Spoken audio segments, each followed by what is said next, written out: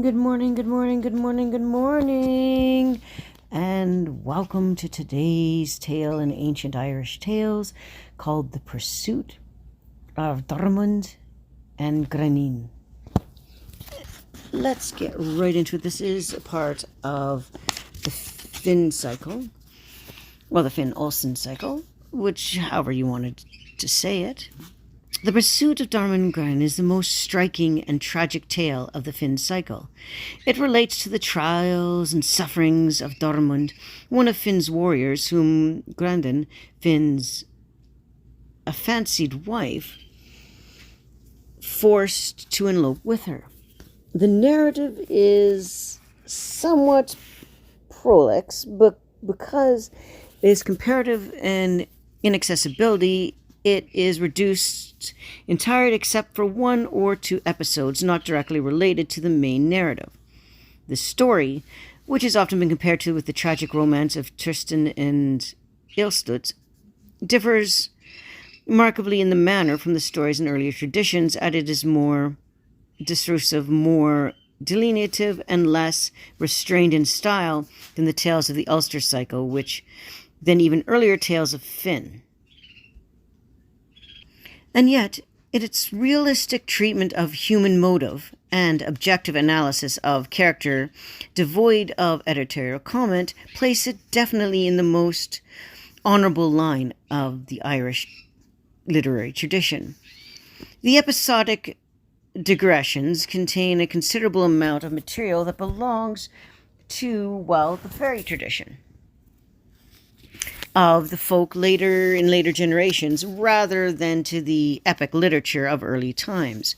But they are nonetheless interesting and illustrative, a tendency found even in the oldest records of Irish literature to combine such material the classical tradition of the heroic age. The main plot of the story and central conception of the characters are certainly ancient. The earliest references to the love of Diarmuid and Grainne dates from the 10th century. The present version, however, represents the accrescence through the many generations. This will be very long. Just warning everybody, you might want to take it in pieces if you want, or listen to it the whole thing. It's all good to me, but it's going to be long. On a certain day, when Finn McCorrell rose from early morning in Almu in Leinster, and sat upon the green grass plain, having neither servant nor attendant with him, there followed him two of his people. That is, Ulston, son of Finn, and Dora, son of Dobra O'Bruscus. Ulston spoke and what he said was, "What is the cause of the early rising of thine, O Finn?" he said. "Not without cause, for I have made this early rising," said Finn. "For I am without a wife since Megan's the daughter of Gerard Gorm MacMector died. For he's not want the slumber nor sweet sleep what happens without a fitting wife. And that is the cause of my early rising." O Ulston, "What fortheth thee to be thus?" said Ulston. "For there is not a wife nor maid in the green landed island of Erin upon whom thou mightest turn the light of thine eyes, or for the sight whom we would not bring by fair means, or, foul to thee." And then spoke Diarmuid, and what he said was, "I myself could discover for thee a wife, and a mate befitting thee." "Who is she?" said Finn. "She is Grainne, daughter of Cormac, son of Art, the son of Coran, the 100-finger. That is the woman that is the fairest of feature and form and speech of a woman of the world together." "By my hand, O devouring," said Finn, "there has been strife and variance between Cormac and myself for a long time, and I think it not good nor seemly that he should give me refusal of marriage. And I have rather that thee should both go ask the marriage of his daughter for me of Cormac, for I could better endure a refusal of marriage to be given to you than myself." "We will go there," said Ulston, "though there be no profit for us, and let no man know of our journey until we come back again." After that, those two warriors went their way, and they took farewell to Finn, and that is not how they fared until they reached Tara. The king of Erin chanced to be holding a gathering, and the Munster before them upon the plain of Tara, and the chiefs and the great nobles of his people were with him. A friendly welcome was given to Olsen and Dorug, and the gathering was then put off until another day. For the king was certain that it was upon the pressing matter, and those who had come to him afterwards. Olsen called the king of Erin to one side, and told him that it was to ask him of marriage of his daughter, for Finn MacCormac and they themselves were then come. Cormac spoke, and this is what he said. There is not a son of a king or a great prince, a hero or battle champion in Erin, whom my daughter has not given refusal of marriage. And it is on me that all may enter one lays and blame for that. So I will not give you any formal decision until you betake yourself before my daughter. For it is better that thee hear her own words than that ye be displeased with mine. After that they went their way in the dwelling of the woman, and Cormac sat upon him on the side of the couch, on the high bed by Grainne, and he said, Here, O Grainne, are two people of Finn MacCormac coming to ask thee as a wife, and as a mate for him. And what answer would thou givest them? Grainne thought for a moment, and this is what she said. If he be a fitting son-in-law for thee, why should he not be a fitting husband and mate for me?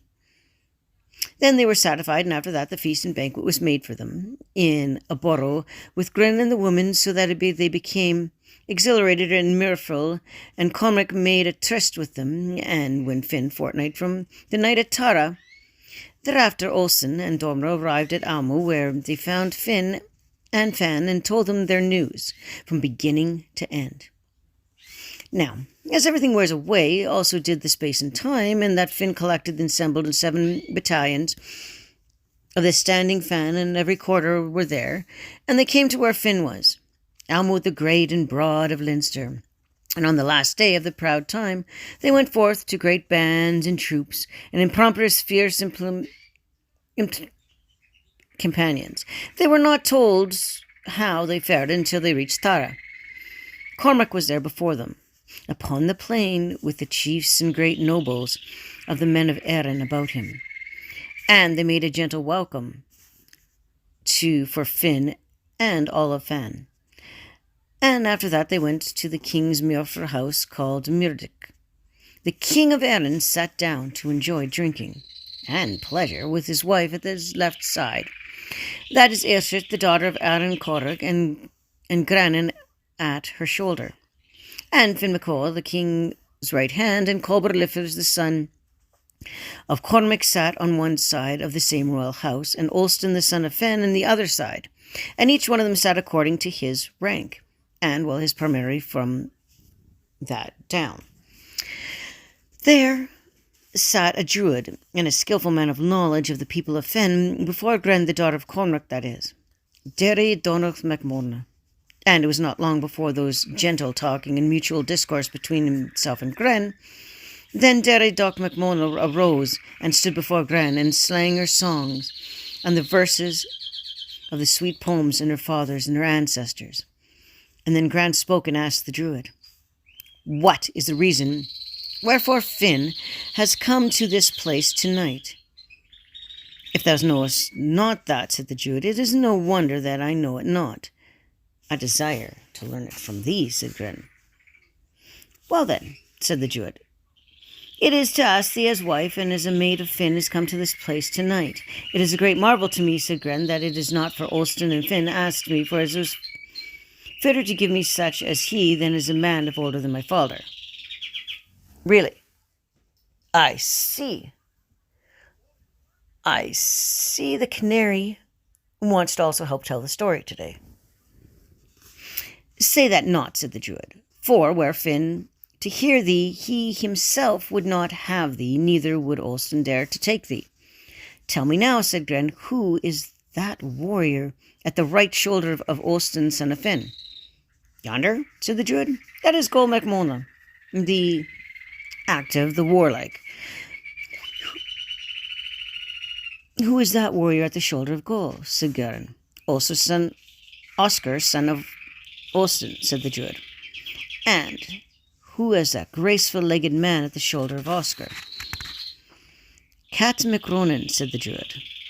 What highly impetuous warrior is that yonder at the shoulder of Cat, said Grainne.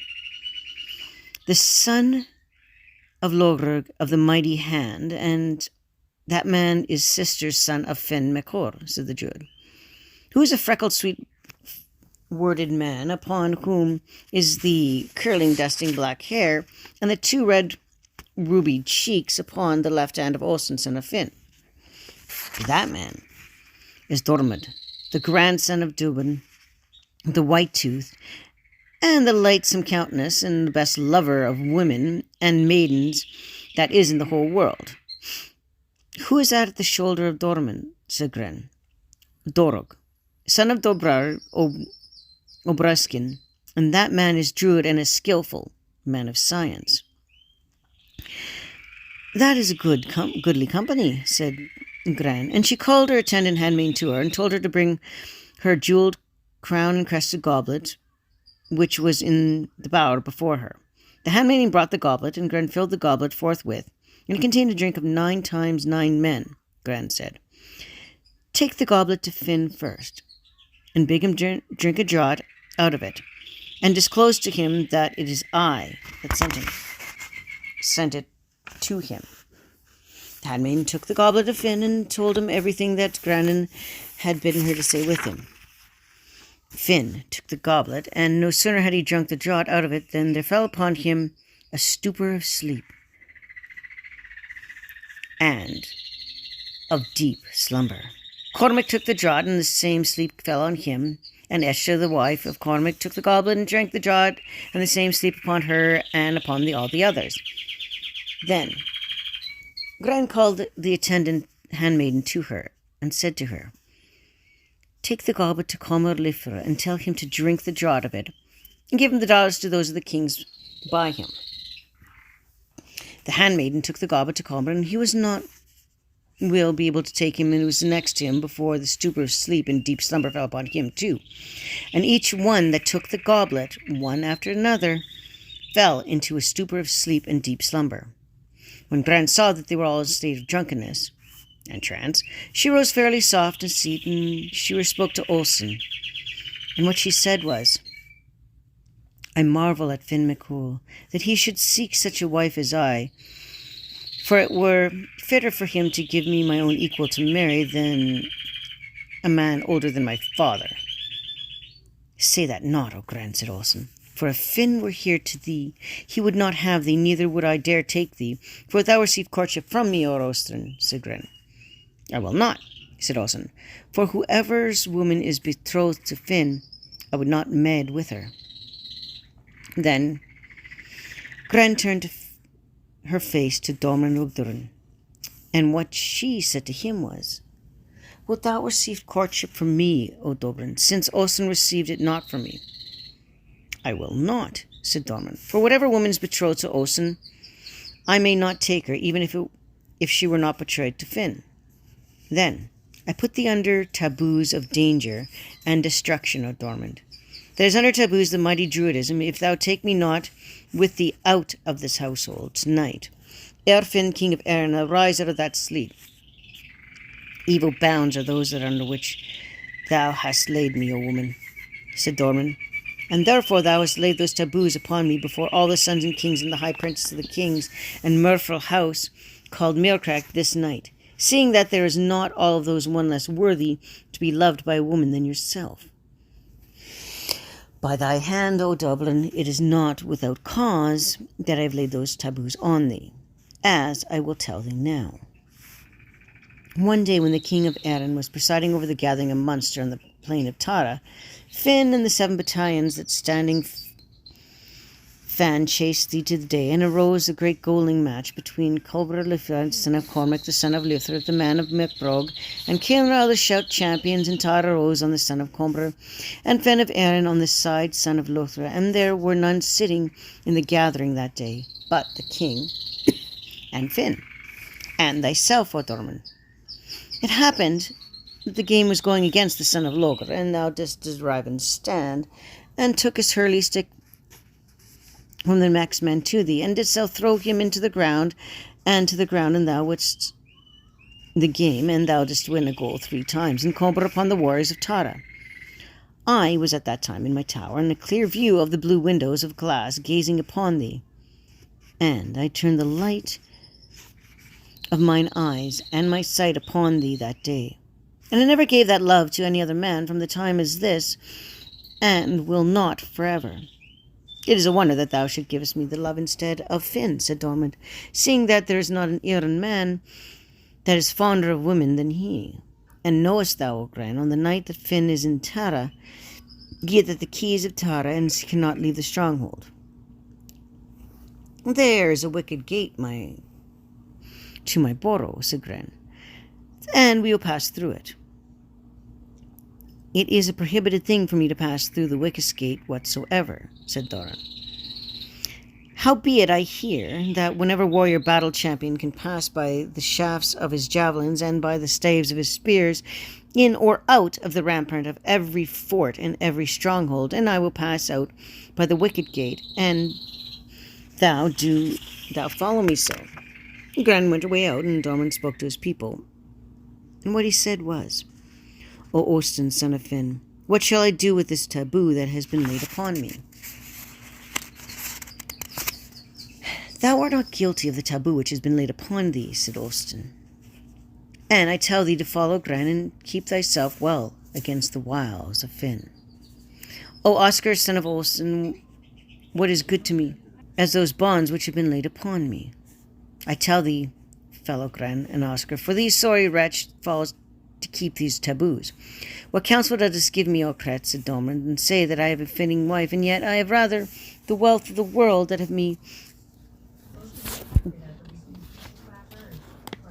gave me that love. What counsel givest thou me, O Dorog? I tell thee to follow Grainne, and through thy death will come of it, and I grieve for it. Is that the counsel of you all to me? Said Doran. It is, said Oistin, and he said all the others together.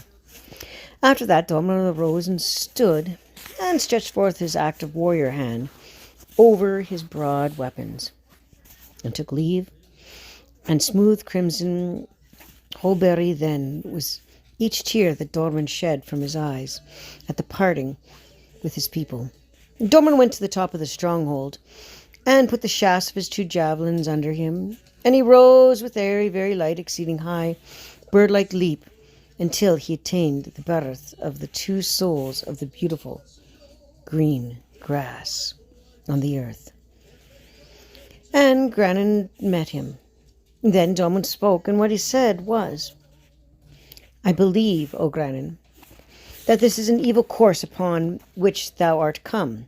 For it were better for thee to have Finn MacCool for thy lover than myself, seeing that I know not what nook or corner or remote part of Erin I can take thee now and return again home without Fan learning what thou hast done. It is certain that I will not go back, said Grainne, and that I will not part from thee until death part me from thee. Then go forward, O Grainne, said Diarmuid. Diarmuid and Grainne went their way after, and they had not gone beyond a mile from Tara, when Grainne said, I indeed am wearying, old and Doran. It's a good time to weary, O Grainne, and return now to thine own household again, for I plight the world of a true warrior that I would never carry thee, nor any other woman to all eternity. So needest thou not do, said Grainne, for my father's horses are fenced in the meadow by thyself, and they have chariots, and return to them, and yoke 2 horses from them to a chariot, and I will wait for thee on this spot till thou overtake me again. Diarmuid returned to the horses, and he yoked 2 of them to a chariot. It is not told how Diarmuid and Grainne fared until they reached Bal Analithan. And Diarmuid spoke to Grainne and said, It is all easier for Finn to follow our track Ogren, that we have these horses. Then, said Grainne, leave the horses upon this spot, and I will journey on foot by thee henceforth. And Diarmuid got at the edge of the fjord, and took the horses with him across the ford, and thus left one of them upon each side of the stream. And then Grant a mile with the stream westward, and reached the land on the side of the province of Connacht. It is not told how they fared upon the arrival at Dor de Bruth in the midst of Clan Richard, and Diarmuid cut down the grove around him, and made it 7 doors and wattles, and he settled a bed of soft rushes in the tops of the birches under Grainne, and in the very midst of the wood. Well, as for Finn McColmel, I'll tell you his tidings clearly. All that were in Tara rose at early morn on the morrow, and they find Diarmuid and Grainne wanting from among them. And a burning jealousy and rage seized upon Finn. And he found his trackers before him on the plain that Clan Numul and the blood them followed Diarmuid and Grainne. And they carried the track as far as Bel Athanluvan, and Finn and the Fawn of Erin followed him. But they could not follow the track over across the ford, so that Finn pledges his words that if they followed not the track out speedily, he would hang them on either side of the fjord.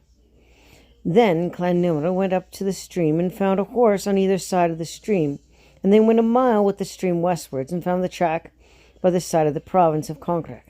And Finn and the Fan of Erin followed them. Then spoke Fan, and to what was said, well, I know where Diarmuid and Grainne shall be found now, and that is in Doran da Broth. Olsen and Oscar and Cattle, discerning son of Dobro Domin, Borsker were listening to Finn speaking these words. And Olsen spoke, and what he said was, we are in danger, lest Diarmuid and Grainne be yonder, and we must needs send him some warning. And he took where Bran is, and the hound of Finn McColmel, that we may send to him, for Finn himself is not dearer to him than Diarmuid is. And Oscar tell Bran to go with a warning to Diarmuid, who is in Dal de Broth, and Oscar told that to Brian. Bran understood that with the knowledge and wisdom that went with the hinder part of the host, where Finn might not see him, and followed Diarmuid and Grainne to the track until he reached Dor Broth, and thrust his head into Diarmuid's bosom, and he slept. Then Diarmuid sprang out of his sleep and awoke Grainne also, and said to her, there is Bran, the hound of Finn McColmel, coming with a warning to us before Finn himself. Take that warning, said Grainne, and fly. I will not take it, said Diarmuid, for I am not that Finn caught me at any other time rather than now, since I cannot escape from him. When Grainne heard this, dread and great fear seized her, and Bran departed from them. Then Olsen, son of Finn, spoke and said, we are in danger, lest Bran had not gotten the opportunity to go to Diarmuid, and we must needs give him some other warning. And looked for Fiogor, the henchman of Kelty. He is with me, said Kelty. Now, Finrod was so that every shout he gave used to be heard in the 3 nearest districts to him. Then he made him give 3 shouts in order that Diarmuid might hear him. Diarmuid heard Fiogor and awoke Grainne out of her sleep, and he said, I hear the henchman of Calth MacLonan, and it is with Calth he is, and Finn that Calth is. And this is a warning they are sending me. Take that warning, said Grainne. I will not, for we shall not leave this wood until Finn and Fan of Erin overtake us. And fear of a great dread, said Grainne, when she heard that. As for Finn, I will tell you his tidings clearly. And fear Grant dread seized Grainne when she heard that. As for Erin, I will tell his tidings clearly. He did not abandon the chase until he reached Dora and Broth. Then he sent the tribe of Emin to search out the wood. They saw Diarmuid and the woman by him. They turned back to where Finn and Fan of Erin, and Finn asked whether Diarmuid or Grainne were in the wood. Diarmuid is there, they said, and there is some woman by him, Who she is we know not, for we know Dorman's track, and we know not the track of Grainne. Foul, foul friends of Dorman O'Grove for his sake, said Finn, and he shall not leave the wood until he gives me satisfaction for everything he has done to me. It is a great token of jealousy in thee, O Finn, said Olsen. To think that Dorman would stay upon the plan of mooring, seeing that there is no stronghold but Dor de Bra, and thou, too, awaiting him. That shall profit thee nothing, O siren. Olsen, said Finn. Well, I knew these 3 shouts of Catelyn's servant gave. It was ye that sent them a warning to Dorman, that it was ye that sent my own hound, that is Bran, and another warning to him. But it shall profit you nothing to have sent him any of those warnings, for he shall not leave Dor de Bra until he gives me compensation for everything that he hath done to me, and for the sight of that he hath put on me. Great foolishness is for thee, O Finn, said Oscar, son of Olsen, to suppose that Dorman would stay in the midst of this plain, and thou waiting to take his head from him. Who else cuts the woods like this, and make close, warm enclosures thereof, with 7 tight, slender, narrow doors to it, and with which of us, O Dorman, is the truth, with myself or with Oscar, said Finn. Thou dost never err a good judgment, O Finn, said Diarmuid. I, indeed, and Grainne are here.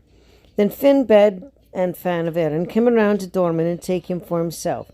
Thereupon Dorman rose up and gave Grainne 3 kisses in the presence of Finn and of the fawn, so that a burning jealousy and rage seized Finn upon seeing that. And he said that Dorman should give his head for those kisses. As for August of the Burg,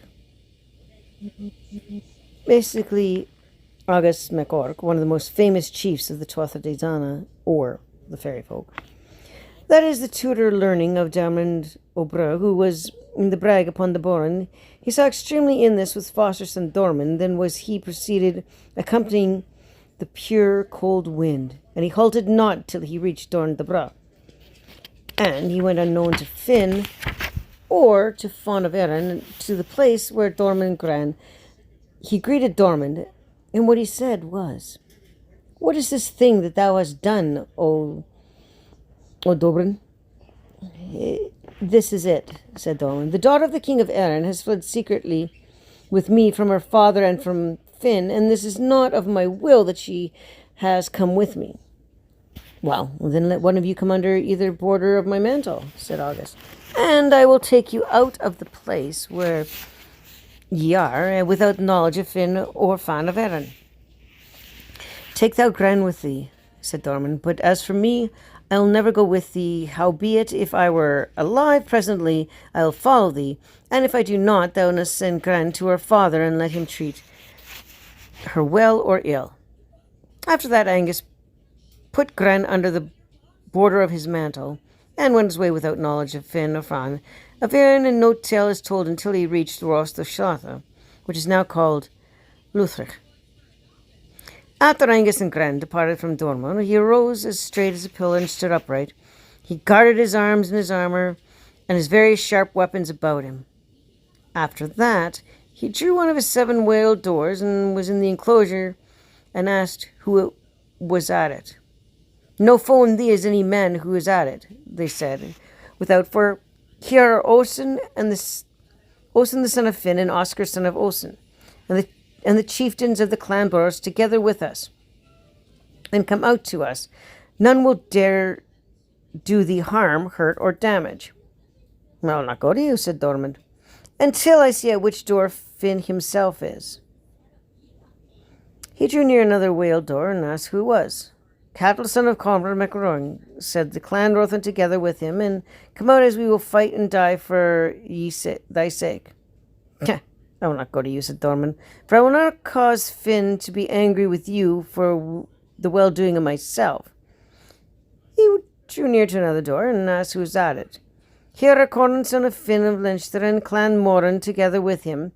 We are the enemies to Finn, and thou art far dearer to us than he. And for that reason, come out to us, and none will dare meddle with thee. Tuh, Surely I will not, said Diarmuid. For Flynn had a rather the death of every man of you should come to pass, and then I should be let out. He drew near another door and waited and asked who was there. A friend and dear comrade of thine is here. That is Finn, the son of Coron MacMurra, the royal chief of Fan of Munster, and the Munster Fan together with him, and we are one island and one country with thee. Or Diarmuid, we will never give our bodies and our lives for thee and for thy sake. I will not go out there to you, said Diarmuid, for I will not cause Finn to be displeased with you, for we loan to myself. He drew near another door and wailed the door and asked who was there. It is Finn, the son of Goro, the royal chief and Fan of Ulster, and the Ulster Fan along with him. And come out to us. None will dare cut or wound thee. I will not go out to you, for thou art friend to me and thy father, and I will not should bear the enmity of Finn for my sake. He drew near and wailed and asked who was there. No friend to thee is any that is here, they said, for here are Agdabor Emin, and Adafida of Emin, and Gorokoro of Emin, and Contra of Emin, and Gotham Gothar of Emin, and Afi, daughter of Gothan Gomnach of Emin, and Cascadian Loker of Emin, and we bear no love, and if the wildest would come out with us, we would wound thee until thou shouldn't be like a stone without respite. Evil thy company is at there. O ye of the little lion, tracking in one of the bog is not far from your hand, is not upon me, but from enmity to you I will not go out to you. Well, he drew near another door and wailed and asked who it was.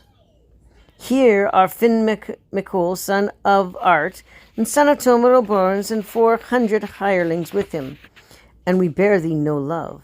And if us come out, we would cleave the bones asunder. I pledge my word, said Diarmuid, that the door at which thou art, O Finn, is the very door by which I will pass of all the doors.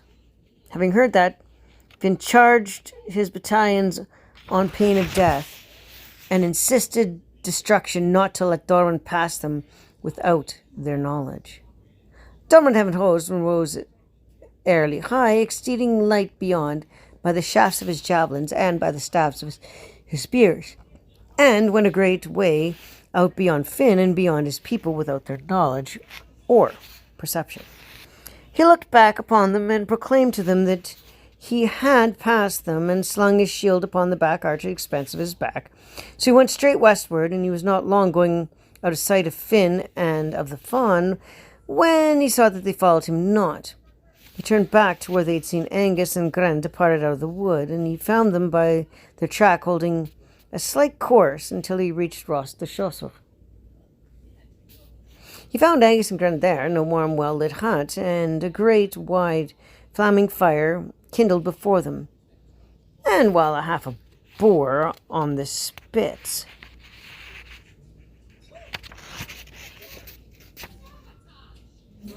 Diarmuid greeted them, and very little life of Grainne all but fled out through her mouth with joy at meeting Diarmuid. Diarmuid told him his tidings from beginning to end, and they ate their meal that night, and Diarmuid and Grainne went to sleep together until the day came, its full light upon the morrow. Angus rose early, and he said to Diarmuid was, Now I will depart, O Diarmuid, and this counsel I leave thee, not to go into a tree having but one trunk in flying before Finn, and not to go into a cave of the earth to which there shall be but one door, and not to go on an island of the sea where is but one channel between it and the land. And whatever place thou shalt cook a meal, there eat it not. And whatever place thou shalt eat, there sleep not. And whatever place thou shalt sleep, there rise not in the morning. Then Diarmuid and Grainne journeyed with the Shannon on the right hand, westward until they reached Garb at Abba of the Fan, which is now called Leman, and Diarmuid killed a salmon on the bank of Leman, and put it into the spit to broil. Then he himself and Grainne went over across the stream to eat it, as Angus had told them, and they went to sleep.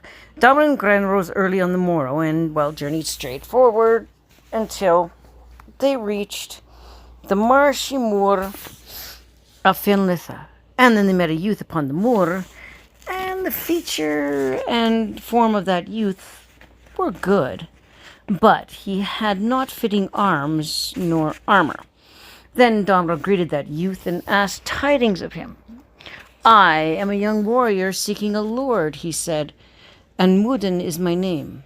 "What wilt thou do for me, O youth?" said Diarmuid. "I will do thee service by day, and I will watch thee by night," said Mudan. "I tell thee to retain that youth," said Grainne, "for thou canst always remain without followers."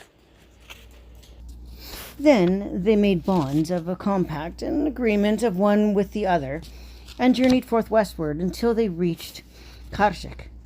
When they had reached the stream, Mudan asked Diarmuid and Grainne to go upon his back, so that he might bear them across by the stream. "That were a great burden for thee," said Grainne, and nevertheless took Diarmuid and Grainne upon his back and bore them over the stream. They journeyed forth westwards until they reached Beth. And when they had reached the stream, Mudan did likewise with them, and they went into the cave of the earth at the side of Corm Keen Abend, over Tonin Tumrin, and Mudan dressed a bed of soft rushes and birch tops for Diarmuid and Grainne to further part of that cave. He himself went into the next wood to him, and plucked in its straight long rod of quickening tree. And he put a hair and hook upon the rod, and put a holy berry upon the hook, and went and stood over the stream, and caught a fish that cast. He put on the second berry, and caught a second fish. Then he put on the third berry, and caught a third fish. Then he put the hook and the hair under his girdle, and he rode to the earth, and took his 3 fish with him where Diarmuid and Grainne were, and put the fish upon spits. When they were broiled, Mudan said, "I will give thee dividing of these fish to thee, Diarmuid." "I'd rather thou should divide them thyself," said Diarmuid. "Then I give thee dividing of these fish to thee, O Grainne." "It sufficed me that thou divide them," said Grainne. "Now, hast thou divided the fish, O Diarmuid?"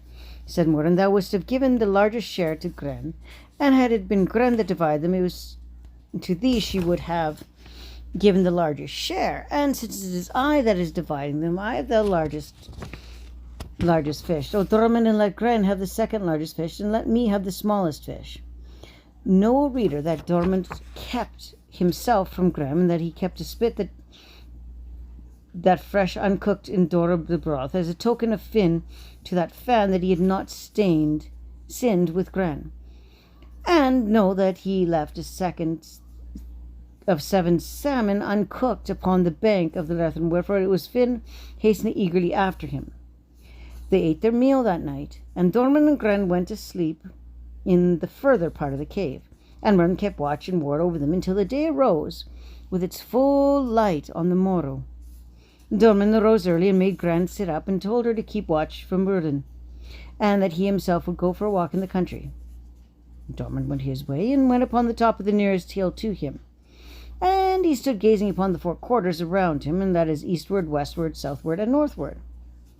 He had not been a long time there before he saw a great swift fleet, and a fearful company of ships coming towards the land straight from the west. And the course of the people that took the fleet coming to the land was on foot a hill, not which was Diarmuid. 9 times 9 of the chieftains of that fleet came ashore. And Diarmuid went to ask tidings of them. And he greeted them and inquired the news in what land or what country they were. "We are the 3 royal chiefs of the Sea of White," said they, "and Filmecura has sent us because of a forest marauder and a rebellious enemy of his that he had outlawed, who is called Diarmuid Oberyn. And he curbed him, and now we come. Also we have 3 savage hounds, and lose them upon his track. And it was but a short time before we get tidings Of him fire burns them not, water drowns them not, and while weapons do not wound them, and we ourselves number 20 hundreds of stout-stored men, and each man of us is a man commanding 100. Moreover, tell us who thou art, or hast thou any word of the tidings of Oldubin? I saw him yesterday, said Diarmuid, and I myself am but a warrior who am working the world by strength of my hand and the temper of my sword. And I vow to thee that ye have to deal with no ordinary man if Diarmuid meets you. Well, no one has been found yet, they said. What are ye called yourself? Said Diarmuid. Dubkorsha, Finkosh, and Tirshkosh are the names, they said. Is there wine in your ships? Asked Diarmuid. There is. And if ye please, bring it out a turn of wine, said Diarmuid. I'd perform a feat for you. Certain men were sent to seek in turn, and when it came to Diarmuid, raised it up between his two arms and drank a draught out of it, and the others drank the rest of it. After that, Diarmuid lifted in turn and took it to the top of the hill. And he himself mounted on it and rolled it down the steep of the hill so that it reached the lower part of it. And he rolled in turn on the hill again, and he did not feat thee 3 times in the presence of the strangers, and remained himself upon the turn as the two both came and went. They said that he was one that had never seen such a good feat, seeing that he could that feat, and with that one of them got upon the turn. Diarmuid gave the turn a kick, and the stranger fell to the ground before ever and turn began to roll. And the turn rolled up with the young warrior, or that it was caused his bowels and his entrails to come out about his feet. Thereupon Diarmuid followed in turn and brought it up again, and the second man mounted upon it. When Diarmuid saw that he gave it a kick, and the first man had not been more speedily slain than was the second, Diarmuid urged in turn up again, and the third man mounted upon it, and he too was slain like the others. Thus were slain 50 of their people by Diarmuid's trick that day. And as many were not slain that they went to their ships that night.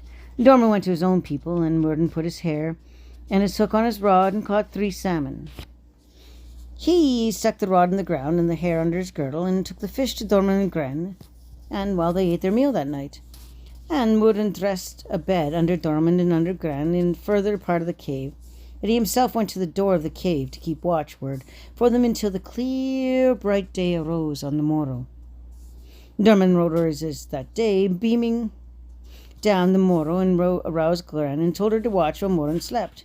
He went himself to, the top of the same hill, and he had not been there long before the 3 chiefs came towards him. And he inquired of them whether, would he'd like him to perform any more feats. They said that they had rather find tidings of Diarmuid O'Durran, and have seen a man who's seen him today, said Diarmuid. And thereupon Diarmuid put from him his weapons and his armor upon the hill, everything, but the shirt that was next to his skin. And he stuck his javelin and Craimbrud of Muden, MacLear, upright the point upmost, and Diarmuid rose with, a light of bird-like bound, so that he descended above upon the javelin, and came down fairly cunningly off of it, having neither wound nor cut upon him. The young warrior of the people and foreigners said, Thou art one that never hast seen a good feat since thou wouldst call that a feat. And with that he put the weapons in his armor from him. And he rose like the manner of over the javelin, and descended upon it fully heavily and helplessly, so that the point of the javelin went through his heart, and he fell down dead to the earth.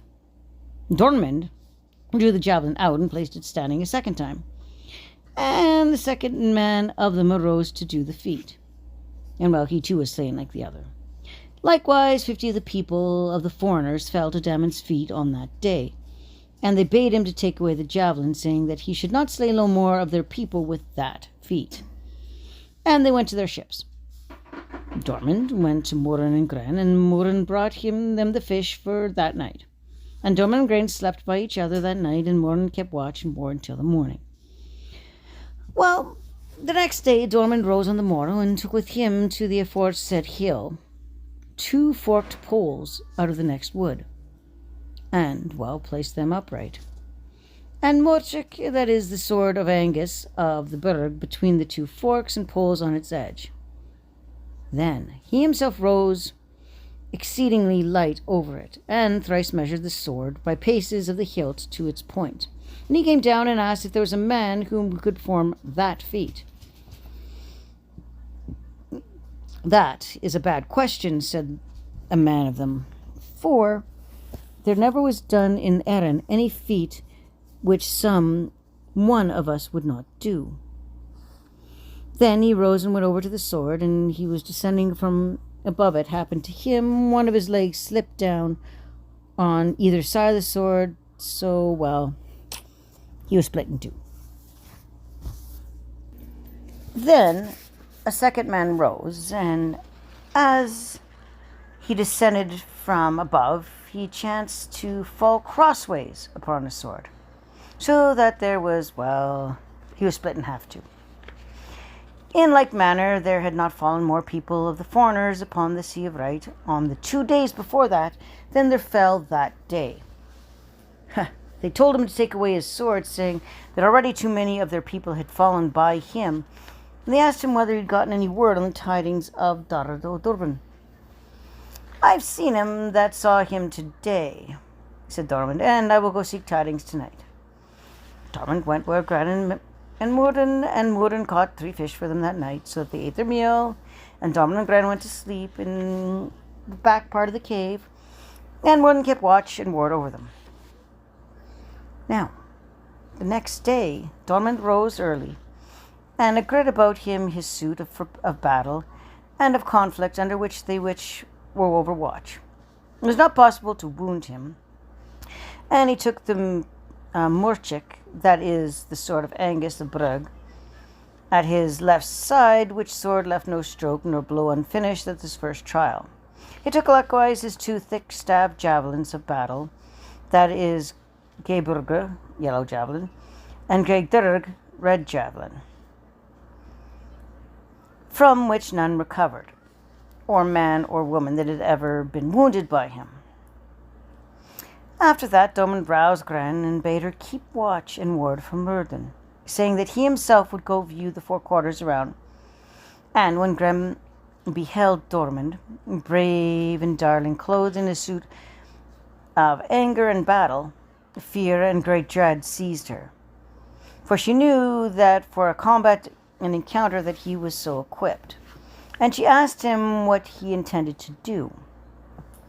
Thou sayest me thus for fear lest my foes should meet me. That soothed Grainne, and then Diarmuid went in Uri to meet the foreigners. They came to land forthwith, equipped with them tidings of the Brun. Oh, I saw him not too long ago, said Diarmuid. Then show us where he is, that we may take his head before Finn McCormill. I should be keeping him but ill, said Diarmuid, if I did ye see, for the body and life of Diarmuid are under the protection of my prowess and my valour, and therefore I will do him no treachery. Is that true? They said. It is true, indeed, said Diarmuid. Then shalt upon thyself not quit this spot, said they, and we'll take thee head before Finn, since thou art foe to him. I should doubtless be bond, said Diarmuid, for should I let my head go with you? And thus he spoke, he drew his sword, Murdoch, from his sheath, and dealt furious strokes of destruction at the head of them. It was next to him, so he made 2 halves of it. Then he drew near to the host of foreigners, and began to slaughter and attack them heroically with the swift valour. He rushed under them, through them, and over them, as the hawk would go through small birds, or well a wolf through large flock of small sheep. Even thus it was Diarmuid hewed crossways and glittering very beautiful mail of his opponents, so well that they went from him the spot of men to tell tidings, or well to boast of great deeds, without having the grievous of death and the final end of life executed upon him. Well, except the 3 chiefs and that small number of their people, that fled to their ship. Diarmuid returned back having no cut or wound, and went his way till he reached Morin and Grainne. They gave him welcome, and Grainne asked him whether he had received any word of the tidings of Finn Macora and the Finn of Erin. He said that, well, he had not, and they ate their food and meat that night. And Diarmuid rose early the next day, beaming down on the morrow. He halted not until he reached the aforest hill. Having gotten there, he stuck his shield mighty and soundly, so that it caused the shore to tremble and a noise around him.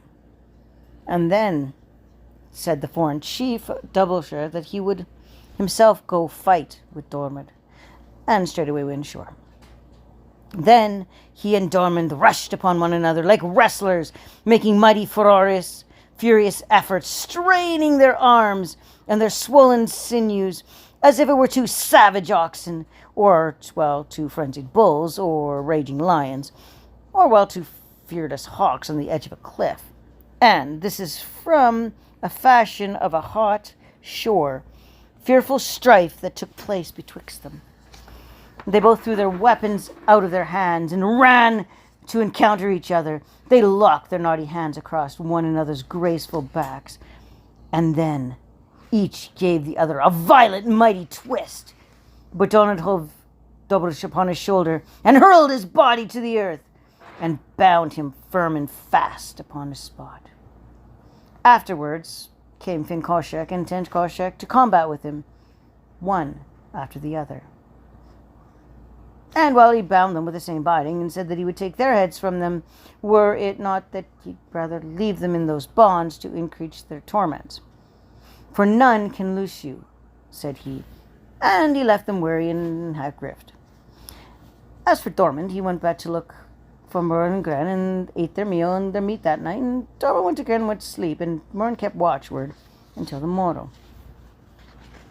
Diarmuid rose and told Grainne that their enemies were near them, and he told her the tale of the strangers in beginning and end, and how 350 of the people had fallen 3 days, one after the other, by his feats, and how 1,500 of them host had fallen on the 4th day, while by the fear of his hands, and how he just bound the 3 chiefs on the 5th day. And they had 3 deadly hounds by a chain to do me evil, and no weapon can wound them. Hast thou taken their heads from those 3 chiefs? She asked. I have not, said Diarmuid, for I'd rather give them a long torment than a short. For it is not the power of any warrior, nor the hero of Erin, to lose the binding for which they are bound, but only 4, that is, Ulsan, son of Finn, and Oscar, son of Usan, and Ligard, the mighty hand of Corin MacMorna. And now I know that none of these 4 will loose him. Nevertheless, Finn will shortly give tidings to them, and they will sing his heart in his bosom, that we must depart out of this cave, lest Finn and the deadly hounds o'ertake us. After this, Diarmuid and Grainne and Morin came forth out of the cave, and went their way westward until they reached the moor of Finsic. Erin began to weary then, and while Morin took upon his back, upon them reached the great slab Lisha. Then Diarmuid sat him down on the brink of the stream which would through the heart of the mountain, and Grainne was washing her hands, and she asked Diarmuid of his dagger to cut her nails. As for the strangers, as many have seen alive, they came up on the hill, and they were the 3 chiefs were bound, and thought to lose them speedily, but those bounds were such that only drew tighter upon them. They had not been long before they saw a woman measure of Finn Macomor coming with the speed of a swallow, or, weasel, and like the beast's sharp-pursed wind, over the top of every high hill, and, bare mountain towards them. And she inquired them who it was that had made a great, fearful, destroying slaughter of them. Who art thou, that ask? Said they. I am the female messenger of Finn Macomor, she said. I am Drildu of Doomsub, Black Mountain, is my name, and it is to look at you that Finn has sent me. Well then, we know not who he was, but we will inform thee of his appearance, and that warrior having curly dusty black hair and 2 red ruby cheeks, and he hath made a great slaughter of us, and we are yet more sorely grieved that our 3 chiefs are bound, that we cannot loose them. He was likewise 3 days, one after the other, fighting with us. Which way we went, that man from you, said Diarmuid. He parted from us late last night, and therefore we cannot tell. I swear, that was Diarmuid de Brun himself that was there. And you did not bring your hounds with you to loose him on his track? And I was sent fin to fan errand to you. Then they brought their hounds, and with them their ship, and loosed them upon the track of Diarmuid. But they left a druid attending upon the 3 chiefs that were bound. And as for them, they followed the hounds upon the track of Diarmuid until they reached the door of the cave. And they went in hinder part of the cave, and found the bed that Diarmuid and Grainne there. Afterwards they went their way towards the west, till they reached Conchach, hence the moor of Finners, and, Gab of Abern Finn, which called Limen now, and to the fair plain of Concre, and the vast high Silablucia, howbeit Diarmuid did not perceive them coming after him. In that pursuit until he beheld banners of soft silk, and all the threatening standards of the 3 mighty warriors in the forefront of the horses.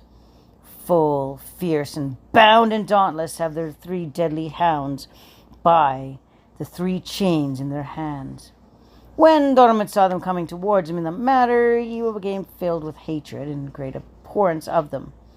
And there was a green well-dyed mantle upon him that was the forefront of the company. And he was out far behind the others, and Grainne reached the dagger to Diarmuid, and Diarmuid thrust it upon his thigh, and said, I suspect thou bearest the youth of the green mantle no love, Grainne. Truly I do not, quoth Grainne, and I would never to this day had borne love any. Diarmuid drew his dagger and thrust it into its sheath, and, went his way after that, and then moored and put Grainne upon his back, and carried her a mile up the length of the mountain. It was not long before one of these 3 deadly hounds were loosed after Diarmuid, that Mooren told Diarmuid to follow Grainne, saying that he would ward off the hound from them. Then Mooren went back to take the hound's whelp from beneath his girdle, and set him upon the palm. When the whelp saw the hound rushing towards him, having his jaws and throat open, he rose up from Mooren's palm and sprang to the gullet of the hound, so that it reached the heart and wrenched it out through the side. Then he sprang back again upon Mooren's brow, leaving the hound dead after him. Mooren reported after Diarmuid and Grainne, and took up Grainne again, and bore her another mile up the mountain.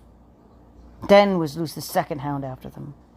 And Diarmuid spoke to Mooren, and what he said was, I indeed hear that there can be no spells be laid upon weapons that wound by magic, nor upon the throat of any beast, whatever will ye stand, until I put Diarmuid through the body, the chest, and the heart of yonder hound.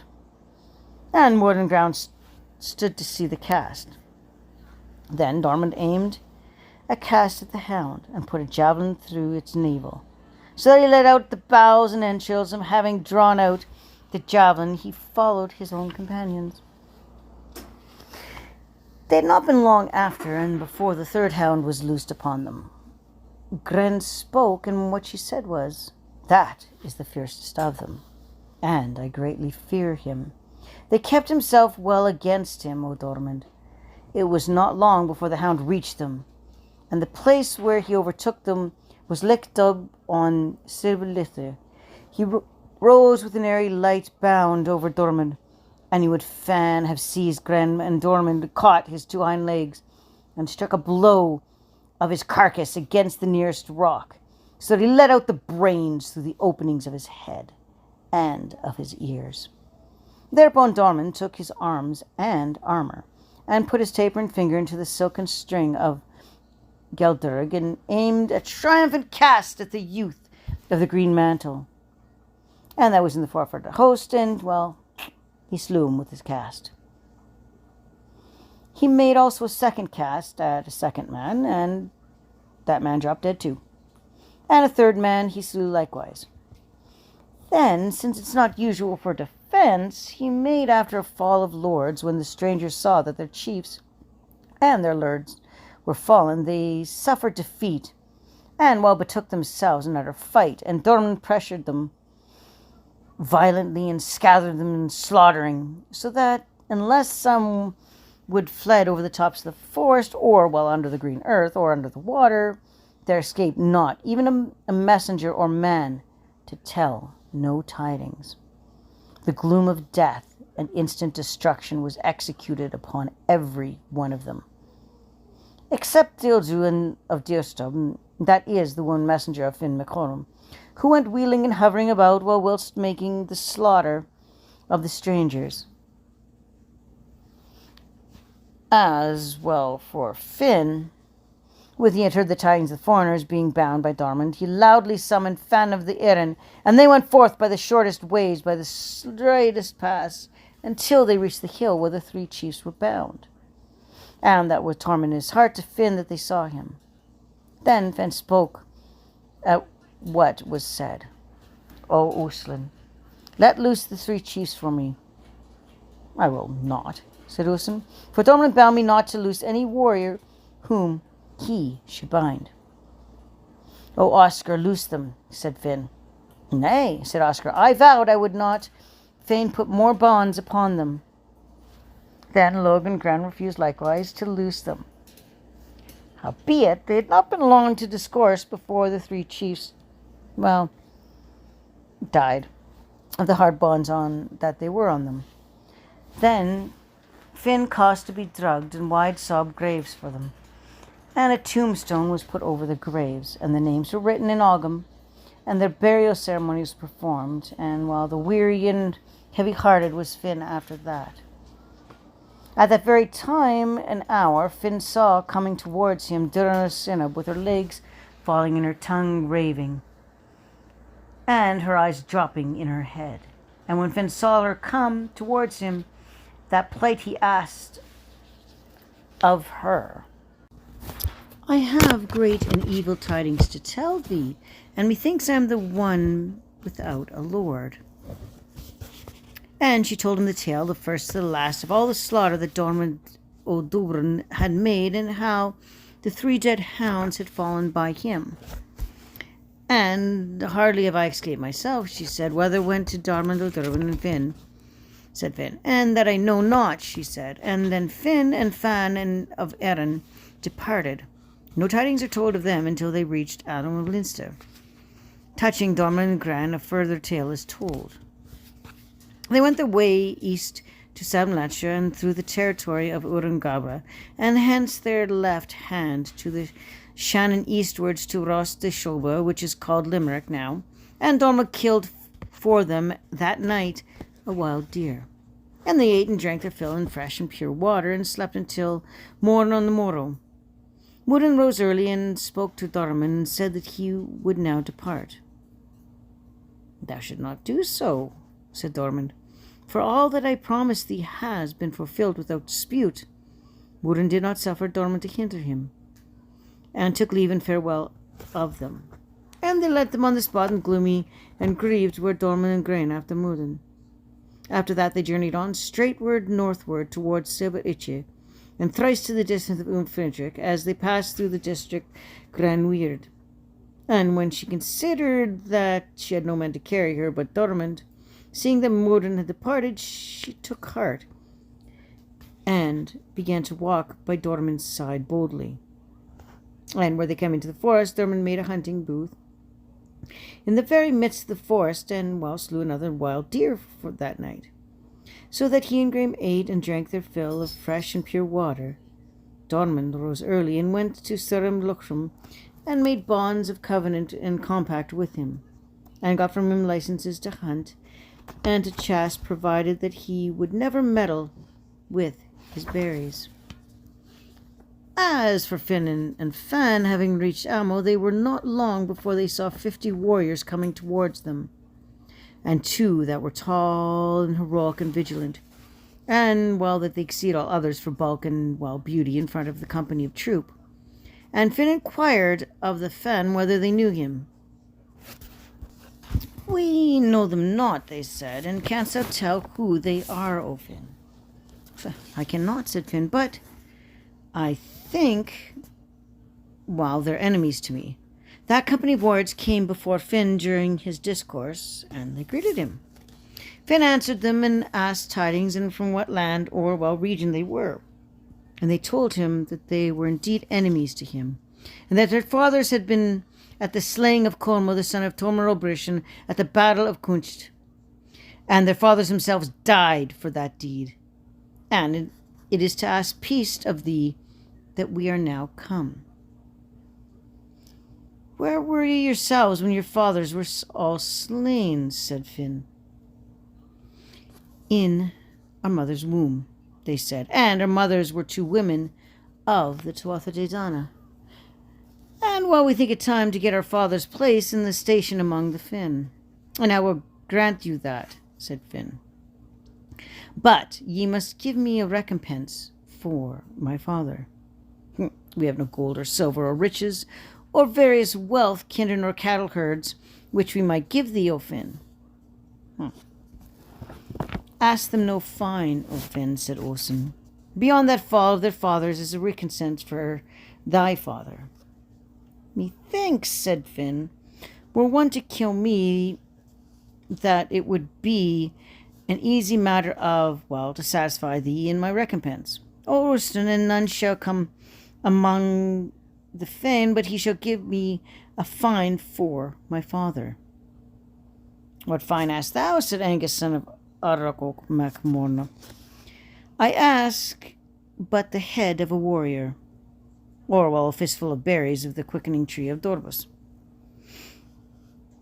I will give you good counsel, O children of Morna, said Orson, and return to ye where we reared, and not ask for peace of Finn as long as ye shall live.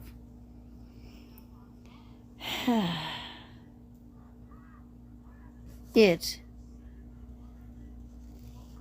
is no light matter for you to bring to Finn anything he asks of you, for now ye head which Finn asked to bring him as a fine.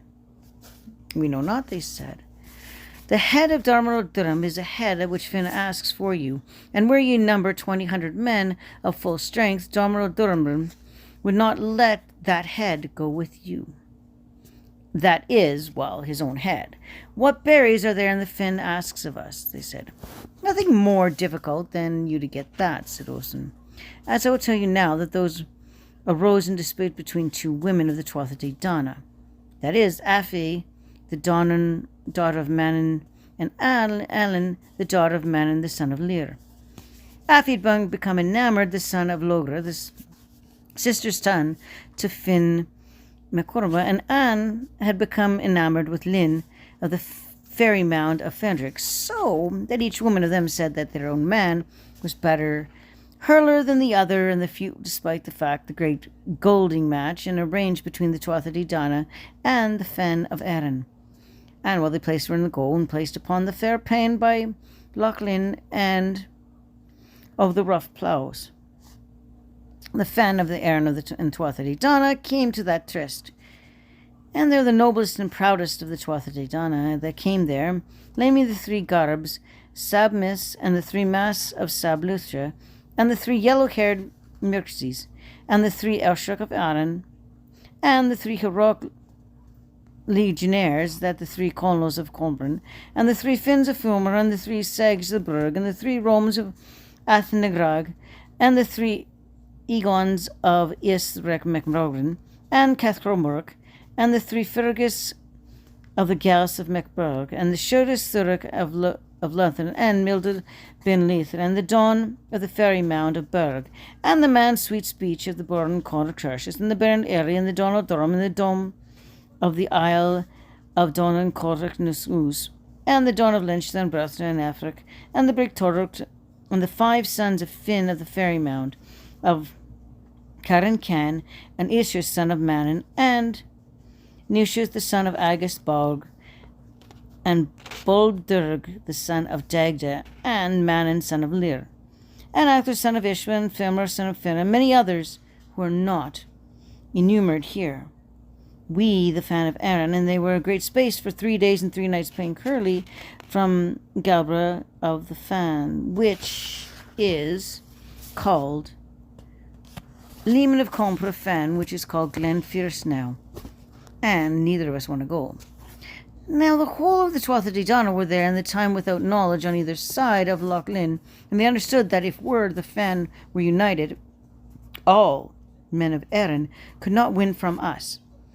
And that which counsel the Tuatha De took was to depart back again and not play out that goal with us. The provisions that the Tuatha De Danann had brought with them from Tirturgi or Tirnanog, the fairyland, which were these crimson nuts, cakeland apples, fragrant berries. And as they passed through the district of Euphrigix by murder, one of the berries fell from them, and a quickening tree grew out of that berry. And the quickened tree and its berries have many virtues. For no disease or sickness sees anyone who eats 3 berries from them. And they who eat their fill of exhilaration and wine and satisfying of old mead were there at the age of a century. He that tasted them would run again to be 30 years old. When the Tuatha De Danann heard that these virtues belonged to a quickening tree, he sent from them a guard over it, that is Sirloch, a youth of his own people, that is a thick-boned, large-nosed, crooked-tusked, red-eyed, swart-bodied giant of the children of the wicked Cam, son of Noof, whom neither weapons hounds, no fire burns, nor water drowns, so great his magic. He has but one eye. Only in the fair middle of his blackened forehead there was a thick caul of iron round the giant's body, and he's fated not to die until there struck upon him 3 strokes of his iron club that he has. He sleeps on top of the quickened tree by night, and he remains in the foot by day to watch it. And those, O children of Morna, are the berries which Finn asks of you, said Osen. Howbeit it's not easy for you to meddle with them by any means, for that Silbern Lochshot has made the wilderness of districts around him, so that Finn and Fan dare not chase or hunt there for the dread of that terrible one. Added, the son of Anglo MacMornan, spoke, and what he said was that he would rather perish in seeking those berries than go back to his mother country, and he bid Olsen to keep his people until he returned again. And should he and his brother fall in that adventure, to restore his people to Tirnanog, and the 2 good warriors took leave and farewell to Ulston, and of that chiefs of Fan, and went their way. Or it is told how they fared until they reached Ros the Shama, where it's called Lushud now, and it's not told how they entertained that night. They rose early on the morrow, not halted until they reached Dobrus of Ufrinish, and they went towards the forest, and well found the track of Dorman and Grainne there. And they followed the track to the door, and hunting broth in which they were Dorman and Grainne, Dorman heard them coming to the hunting booth, and well stretched an active warrior over hand and broad weapons, and asked who they were that were at the door. We are of the clan Mona, they said. Which of the clan Mona are you? Said Dormund. Adu, son of Aram MacMona, August the son of Art, or MacMona, they said. Wherefore are ye come to this forest? Finn MacColmo has sent us to seek thy head, if thou be Dormund or Durb. I am indeed, said Dormund. Well then, Finn will not choose but get the head for the full of his feet of the berries of the quickening of Dorbus from us as a fine for his father. That is no easy matter for you to get either of those things, said Diarmuid, and woe to him that may fall under the power of that man. I also know that it was he that slew your fathers, and surely that should suffice him as recompense from you. What berries are those that Finn requires? Asked Grainne. They cannot be got from him. They are these, said Dormund. The Tuatha De Danann left a quickening tree in the district of Ufrigig, and all the berries that grew there on the tree of many virtues.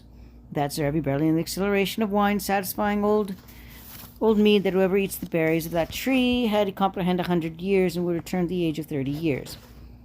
Nevertheless, there is a giant and hideous fowl behind the quickening tree. Every day he's at the foot, moreover he's made a desert and district about him, and he cannot be slain until 3 terrible strokes be struck upon him with an iron club that he has. And his club is thus, the quickling has a thick ring of iron through its end, and the ring around the giant's body. He had moreover forced an agreement with Finn and with Fan of Erin not to hunt in that district.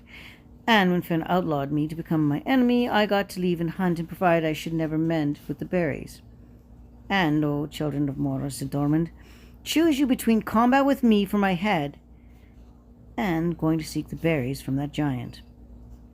I swear by the rank of my tribe among the Fen, said each of the children of Mora, that I would rather do battle with thee. Thereupon the good warriors that thus the children of Mora and Diarmuid harnessed their camaraderie bodies in an array of weapons and valor in battle, and the combat they resolved upon was to fight by the strength of their hands. The outcome of the contest was that Diarmuid vanquished and bound them both on the spot. Thou hast fought that strife well, said Grainne, and I vow that even if the children of Mona go not to seek those berries, I will never lie in thy bed unless I get a portion of them, although that is not a fit thing for a woman to do, being pregnant. And I indeed am now heavy and pregnant, and I shall not live if I taste not those berries. Force me not to break the peace with the Sebrin Lochmer, said Diarmuid, for he would not more readily like me to take them. Loose these bonds from us, said the children of Mona, and we will go with thee, and we will give ourselves for thy sake. Ye shall not come with me, said Diarmuid, for were ye to see one glimpse of the giant, ye would more likely die than live after it. Then do us the grace, they said, to slacken the bonds on us, and to let us go with privately, that we may see thy battle with the giant before thou hew on the heads from our bodies. And, Diarmuid did so. Then Diarmuid went his way to Serbin Lochnik, and the giant chanced to be asleep before him. He dealt him one stroke on his foot, so the giant raised his head and gazed up at Diarmuid, and this is what he said. Dost thou wish to break the peace, O Diarmuid? It's not that, said Diarmuid, but that Grainne, the daughter of Comer, is heavily pregnant, and she has conceived a desire for those berries which thou hast, and it is asked full of the fist of those berries from thee that I now come. I swear, said the giant, were it even that thou shouldest have no children except that birth now in her womb, and were there but Grainne of the race of Cormac, son of Art, and were I sure that she should perish in bearing that child, that she should never taste one berry of those berries. I may not deceive thee, said Diarmuid. Therefore I now tell you thee that is to speak them by fair means or foul that I have come. The giant, having heard that, rose up and stood, and put his hand on his club over his shoulder, and put the club over his shoulder, and dealt Diarmuid 3 mighty strokes, so that he wont him a little bit hurt in spirit of shelter of the shield. And when Diarmuid marked the giant off his guard, he cast his weapons upon the ground, and made an eager, extending, strong spring upon the giant, so that he was able to, with 2 hands, grasp the club. Then he drove the giant from the earth and hurled him around, and the iron ring that was about the giant's body and through the end of the club stretched, And when the club reached Diarmuid, he struck 3 mighty strokes upon the giant, so that he dashed his brains well through the openings of his head and his ears, and left him dead without life. And those 2 of the clan Mora were looking at Diarmuid as he fought that strife. When they saw the giant fall, they too came forth, and Diarmuid sat down weary and spent after the combat, and bade the children mourning to bury the giant under the bushwood of the forest, so that Grainne may not see him. When, after that, you go and seek her also and bring her here. The children of Mora drew the giant forth into the wood, and put him underground, and went after Grainne and brought her to Diarmuid.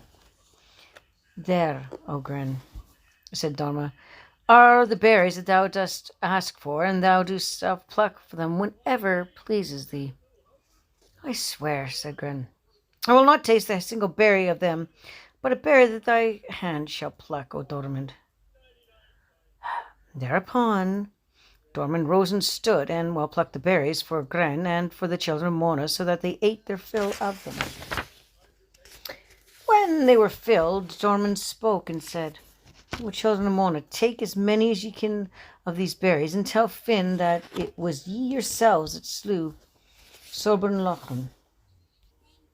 We swear that we will grudge what we shall take to Finn of them. And Diarmuid plucked them and loaded the berries, and then the children of Mona spoke their gratitude and thanks for Diarmuid after the gifts they had received from him, and went on their way where Finn and Fan of the Erin were. Now Diarmuid and Grainne went into the top of the quickening tree, and laid them in the bed of Sobernlochan, and the berries below were but bitter berries compared to the berries that were upon the top of the tree. The children of Mona reached Finn and Fan, and asked their news of them, and the first to the last. We have slain Sobernlochan, they said, and we brought the berries of Dobras as a fine for thy father's death, if perchance we may get peace for it. Then they gave the berries into the hand of Finn, and he knew the berries and put them under his nose, and said, the children of Mona, I swear, said Finn, that this is Diarmuid that gathered these berries, for I know the smell of Diarmuid's skin on them. And for sure I am that he slew the Sobernlochan, and I will go learn whether he is alive at the quickening tree. But it shall profit you nothing to have brought the berries to me, and ye shall not get your father's place among the Fen till you give me the recompense for my father. After that, he caused the 7 battalions of the standing Fen to assemble in one place. And he went his way to Doris and Uberfesham, and followed the Diarmuid's track to the foot of the quickening tree. And they found the berries without any watch on them, so that they all ate their fill of them in the great heat upon the noonday, and they overtook them. And Finn said that he would stay at the foot of the quickening tree till the heat had passed. For I know that Diarmuid is in the top of the tree. It's a great sign of envy of thee, O Finn, to suppose that Diarmuid would abide in the top of the quickening tree, if he knows thou art intent on slaying him, said Olsen. After this, Finn asked the cheese board to play, and he said to Olsen, I will play a game with thee upon the chessboard. And he sat down on either side of the board, and namely Olsen, and Omar, son of Lochra, and Dorug, the son of Dobra Obrun, on one side, and Finn, on the other side. Thus, they were playing that game of chess with skill and exceedingly cunning, and Finn so played the game against Olsen that he had but one move alone to make, and Finn said, one move there is to win thee the game, O Olsen, but I am not here to teach thee that move.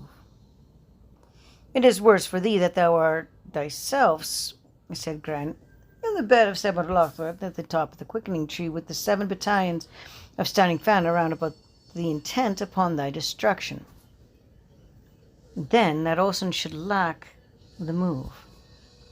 Then Diarmuid plucked out of the berries and aimed it at the man that should be moved, and Olsen moved that man, and thus turned the game against Finn. They ran to play again, and Olsen was again worst. And when Diarmuid beheld that, he cast a second berry upon the man, so that should be moved, and while Olsen moved that man and turned the game against Finn as before. Now, Finn was about to win the game against Olsen the third time. Desmond struck a third berry upon a man that would give Olsen the game, and Finn raised a mighty shout at the game, and spoke. This is what he said: "I marvel not at thy winning that game, O Olsen, seeing that Oscar's doing the best for thee, and that thou hast the real zeal of Dorig and the skilled knowledge of the son of Log, prompting of Diarmuid. It shows great envy in thee, O Finn," said Oscar, "to think that Diarmuid O'Beal would stay in the top of the tree with, well, thee in wait for him. With which of us is in truth, O Dubin," said Finn, "with me or with Oscar?" "Thou dost never err in thy good judgment, O Finn," said Diarmuid, "and I indeed that Grainne are here in the bed of Sabor Loch."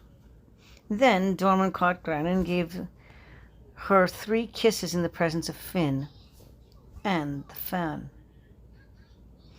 "It grieves me more than 7 battalions of the standing fun that all the men of Erin should have witnessed thee the night thou dost take Grainne from Tara, seeing that thou wasted my guard that night, and that these, well, should witness thee, and thou shalt give thy head for those kisses." Thereupon Finn arose with 400 hirelings that he had on wages, and spitten an intent to kill Diarmuid. And Finn put their hands into each other's, and raised around about the quickening tree, and warned them on pain of losing their heads, that if they were pressure their life, do not let Diarmuid pass by them. Moreover, he promised that whatever man of the Fan of Erin should go up and bring him the head of Diarmuid, he would give his arms and his armour with his father's and his grandfather's rank among the Fan freely. Now, Garb of Chevrers Cuss answered, and what he said was that Diarmuid's father, Don Dothro, had slain his father, and to requite that he would go to avenge upon Diarmuid. And he went his way up, and now he was shown Angus of Burg, Diarmuid's foster, what strait Diarmuid was in, and then he came to secure him without knowledge of Finn. And when Grabsgor had got up to the top of the quickening tree, Diarmuid gave, him a quick stroke of his foot, and, flung him down in the midst of the Fan, so that the Fan's hireling, took off his head. For Angus had put the form of Diarmuid upon him, and, after he was slain, his own shape came upon him again, and Finn and Fanon of Erin knew him, and they said that it was Garb that was fallen. Then said Garbashal and Crut, he would go to avenge his father also upon Diarmuid. And he went up, and Angus gave him a kick, so that he flung him down in the midst of the fawn, with the form of Diarmuid upon him, and, Finn's people took off his head. And Finn said that was not Diarmuid, but Garb, for Garb assumed his own form again.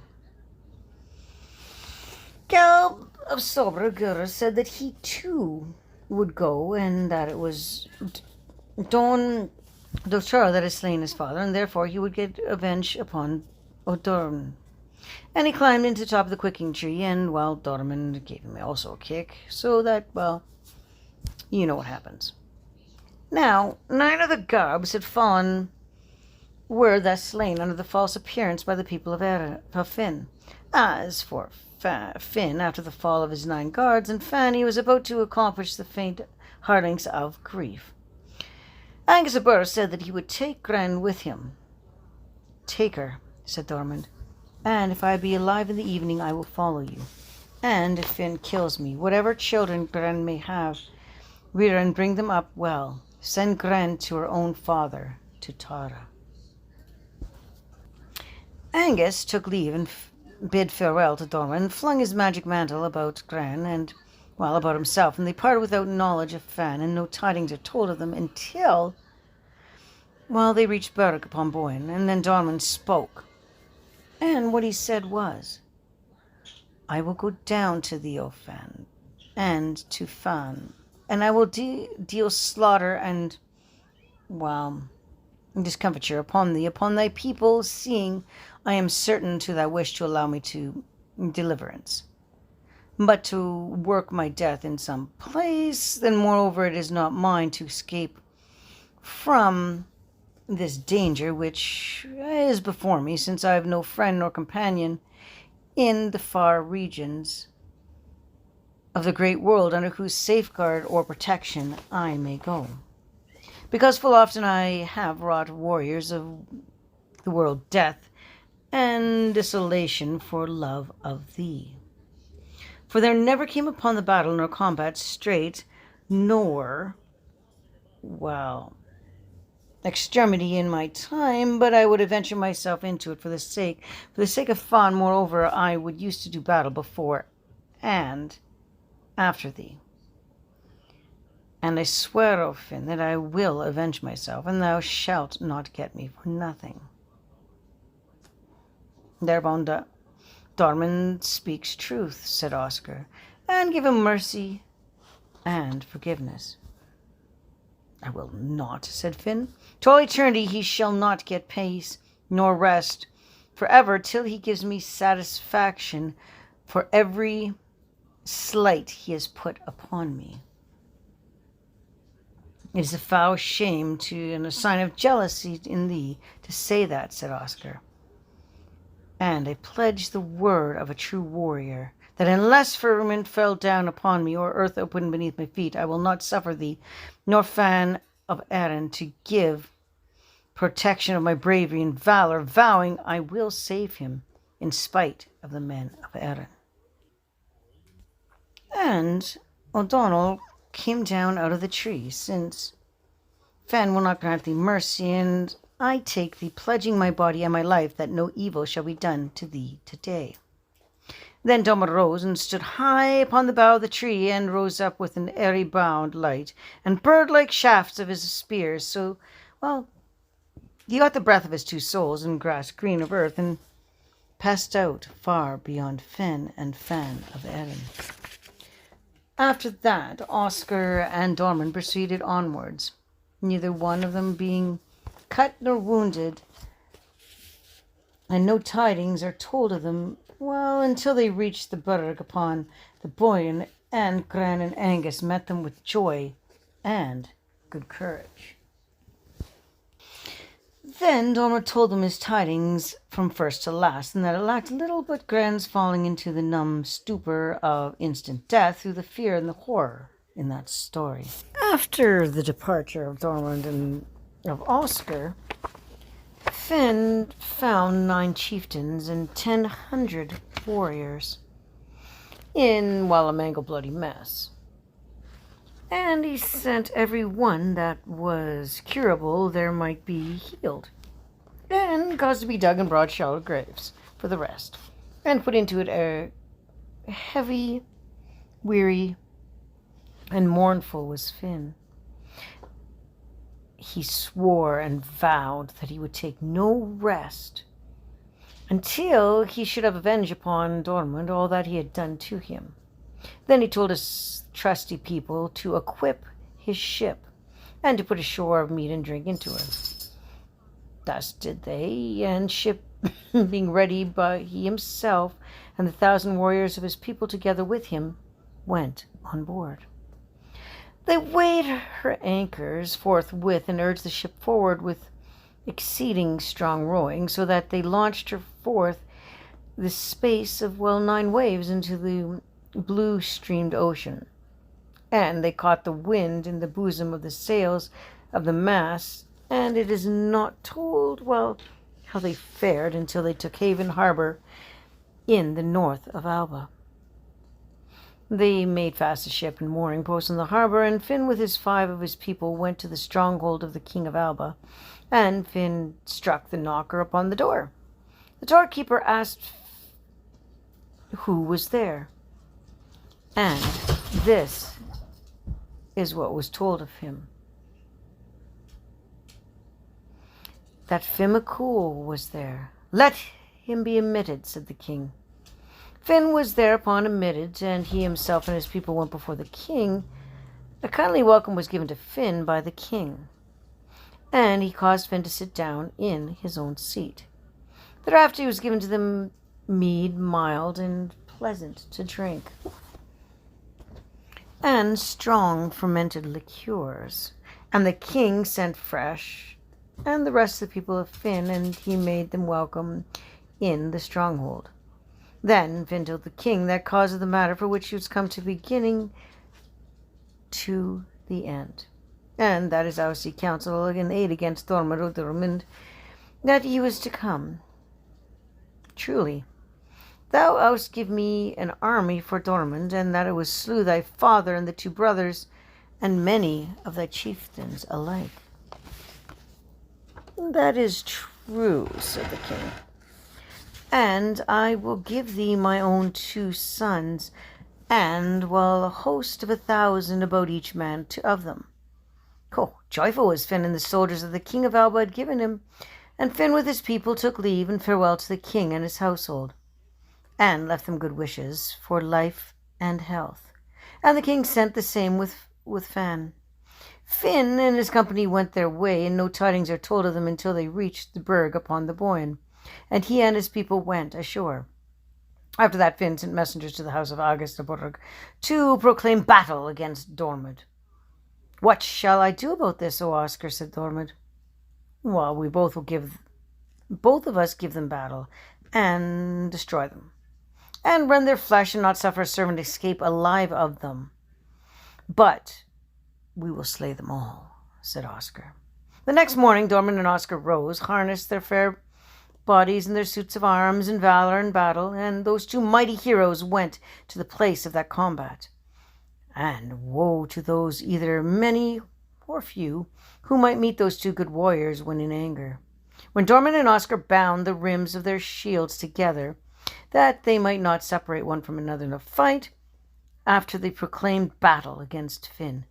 And then the soldiers of the kings of Alba said that they were and the people would go strive with them first. They came ashore forthwith and rushed to meet and to encounter them. And Diarmuid passed under them, through them, and over them, as a hawk would go through small birds, and wail through the deception of terror, scattering that those good warriors wrought upon the strangers. And not a man to tell the tidings or to boast of great deeds escaped of them. But all of them fell by Diarmuid and by Oscar before night came, and they themselves were smooth free of hurt, having neither cut nor wound. When Finn saw the great slaughter, he and his people were turned out to sea, and no tidings are told them until they reached Tir Nanog, where Finn's nurse was. Finn came to her, and she received him joyfully. Finn told the cause of his travel and journey to hang and fast, and the reason of his strife with Diarmuid. And he told her that this was to seek counsel for her, that he was within came, and also no strength, the lost of multitude, could conquer Diarmuid, if perchance magic alone might not conquer him. I will go with thee, said the hag, and I will practice magic against him. Finn was joyful thereat, and they remained with the hag that night, and they resolved to depart on the morrow. Now, it is not told how they fared until they reached the burg upon the Boyne, and the hag threw a spell of magic about Finn, and the Finn fanned so that the men of the air know not that they were there. It was a day before Oscar had parted from Diarmuid, and Diarmuid chanced to be hunting and chasing on that day, and the hag concealed the fan.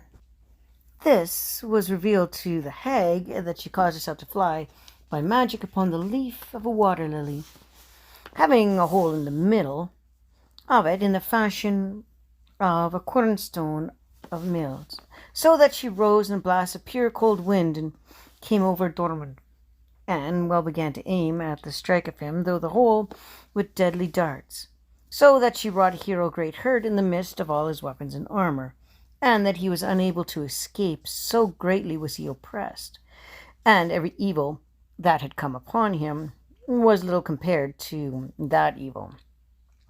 What he thought in his own mind was that unless he might strike the hag through the hole that he was on the leaf, she would cause death upon the spot.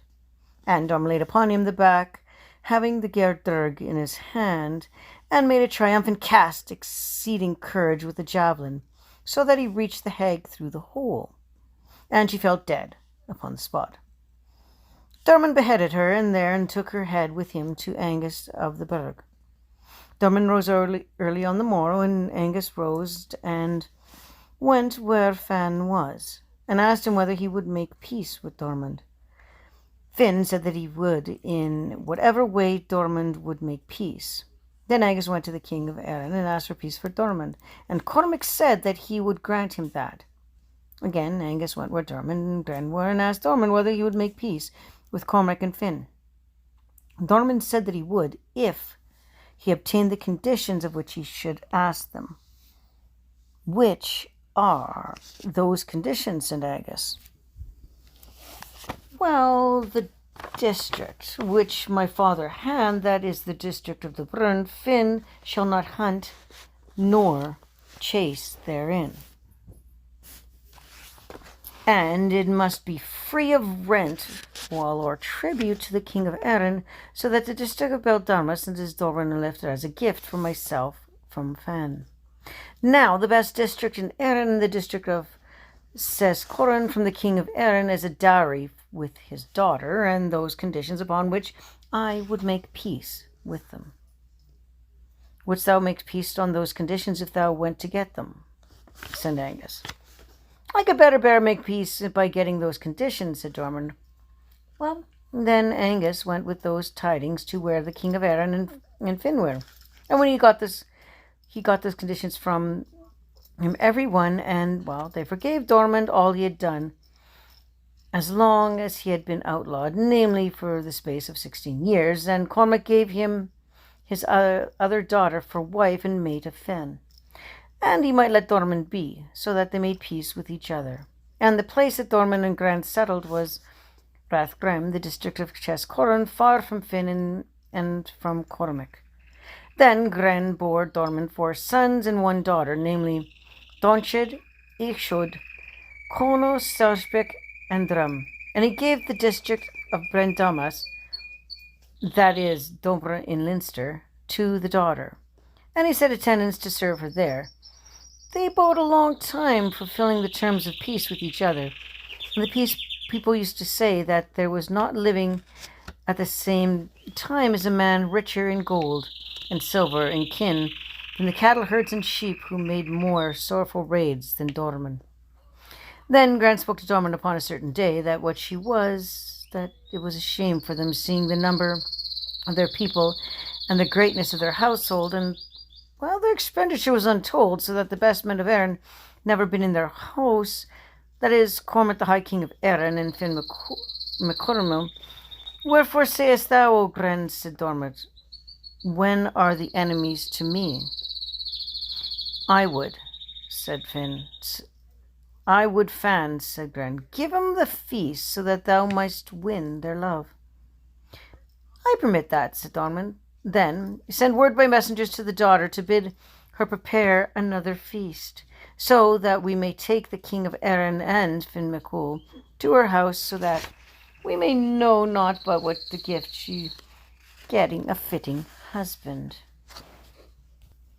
There, upon the 2 great feasts were prepared by Grainne and by her daughter, for the length of a year, and at the end of the space of the season, word and messengers were sent for the king of Erin, and for Finn MacCool, and for the 7 battalions of standing Fan and the chiefs of Erin likewise, and they were a year and a day enjoying that feast. Now, on the last day of the year, Diarmuid was in Rathgrane asleep, and Diarmuid heard a voice of a hound in his sleep in the night that caused Diarmuid to start out of his sleep, so that Grainne caught him and threw her 2 arms about him and asked him what he had seen. It is a voice of a hound, I have heard, and I marvel to hear it in the night. Mayest thou be kept safely, said Grainne, for it is the 12th day done, and they're doing that to thy spite, Angus of Burgh, and lay thee down on the bed again. Nevertheless, no slumber nor sleep fell upon Diarmuid then. But again the voice of the hound roused him, and he was fain to go seek the hound. Grainne caught him and laid him down a second time, and told him it was not meant for him to go look for the hound, because of hearing its voice in the night. Diarmuid lay upon his couch, and heaviness of slumber and of sweet sleep fell upon him, while and the third time the voice of the hound awoke him. The day came and was full of light, and he said, I will go to seek the hound whose voice I have heard since it's day. Well then, said Grainne, take me with thee to Mork, and that is the sword of Manon and the great Derg. I will not, but I will take the Borrick and the great Burg with me in hand, and my hound Mac Acul by the chain in my other. Then Diarmuid went forth to Rathgranning, and made no halt nor stopping until he reached the stomach. Diarmuid gave him no greeting, but asked him whether that he was holding the chase. Finn said that it was not he, but a company about Fan that had risen after midnight, and one of our hounds, being loose on the other side, came across the track of a wild pig. I am getting sung to, but they have not hitherto been able to overtake it.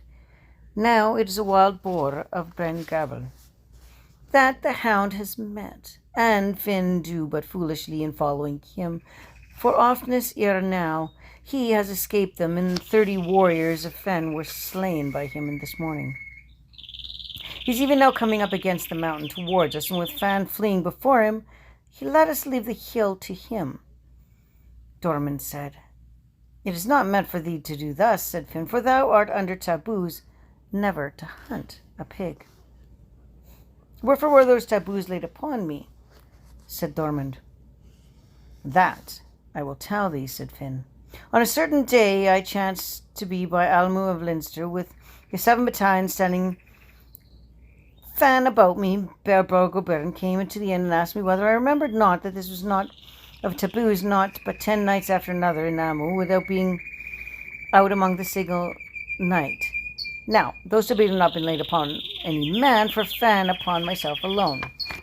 But Fan went into the part of the great hall, and no men said that by me, by my father, and a small number of bards and learned men of the Fan, and with our strongholds and our other dogs. When I asked them what we should do about entertaining that night, thy father said, Dong O'Dobra said that he would grant me entertainment for that night. For if you remember, O Finn, said Donald, when I was out banished by thee, and from the Fan, a conquered daughter of Corsomic of Leith became pregnant by me, and bore me a beautiful man-child of that heavy pregnancy. And Angus of Breg took that son from me to foster him. Conqueror bore another son of Racdoran, and Ro asked me to take that son and foster him, seeing that Angus had my son, and he said he would provide sufficient meal for 9 men at the house of Angus every evening. I said that I thought it not fitting to take a commoner's son, and sent Angus praying him to receive that son and to foster him. Angus received a commoner's son, and there was no time therefore that Ro did not send 9 men's meal to the house of Angus for me. Howbeit, I've not seen him for a year, and shall many there are but us great entertainment for this night there. I and Don went away after that, said Finn, to the house of Angus of Burgh, and thou wast there that night, O Diarmuid. And Angus showed the great fondness, and the son of the steward was thy companion that night. And then no greater was the fondness of Angus showed thee than the fondness that the people of Angus showed upon the son's steward, and thy father suffered great distraction for that. For it was not long after that there was a quarrel between 2 of my staghounds about some broken meat and thrown to them. And the woman, the lesser people of the palace, fled before them, and the others rose to separate them. The son of the steward went be thy father's knees, flying before the staghounds, and gave the child a mighty, powerful, strong sequence of his knees, so that he slew them upon the spot, and he cast under the feet of the staghounds. And the steward came and found his son dead. And he uttered a long, painful cry, that he came before me, and was said that there was not a house tonight, a man that has got of uproar worse than himself, for if no children, but only son only, and that he had been slain. And how shall I get a recompense for thee, O Fen?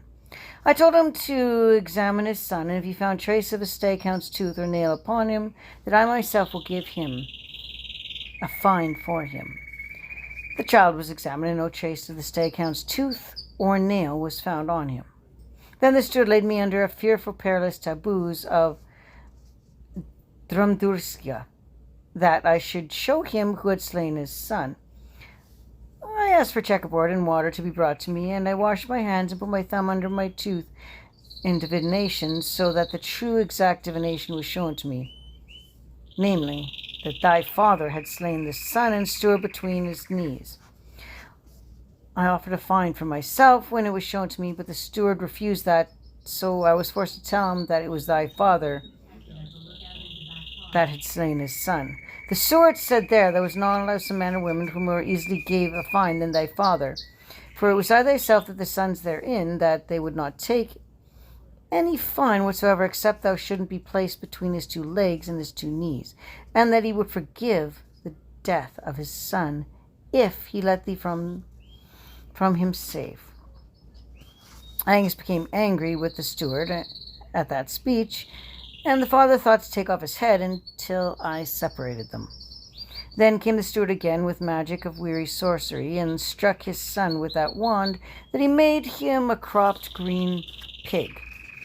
Having neither ears nor tail, I conjured thee, thou the same length and life as Diarmuid, and that shall fall at last.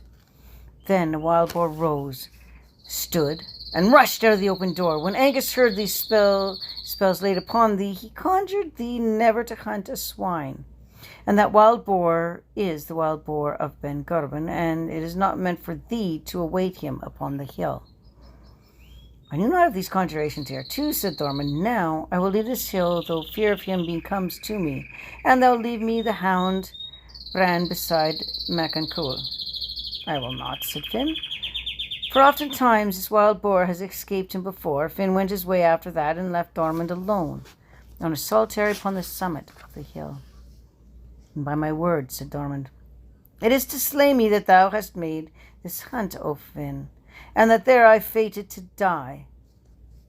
I have no power now to shun it. The wild boar came up in face of a mountain, with Fan after him. Diarmuid slipped MacClurl from his leash against him, and that profited him nothing, for he did not await the wild boar, but fled before him.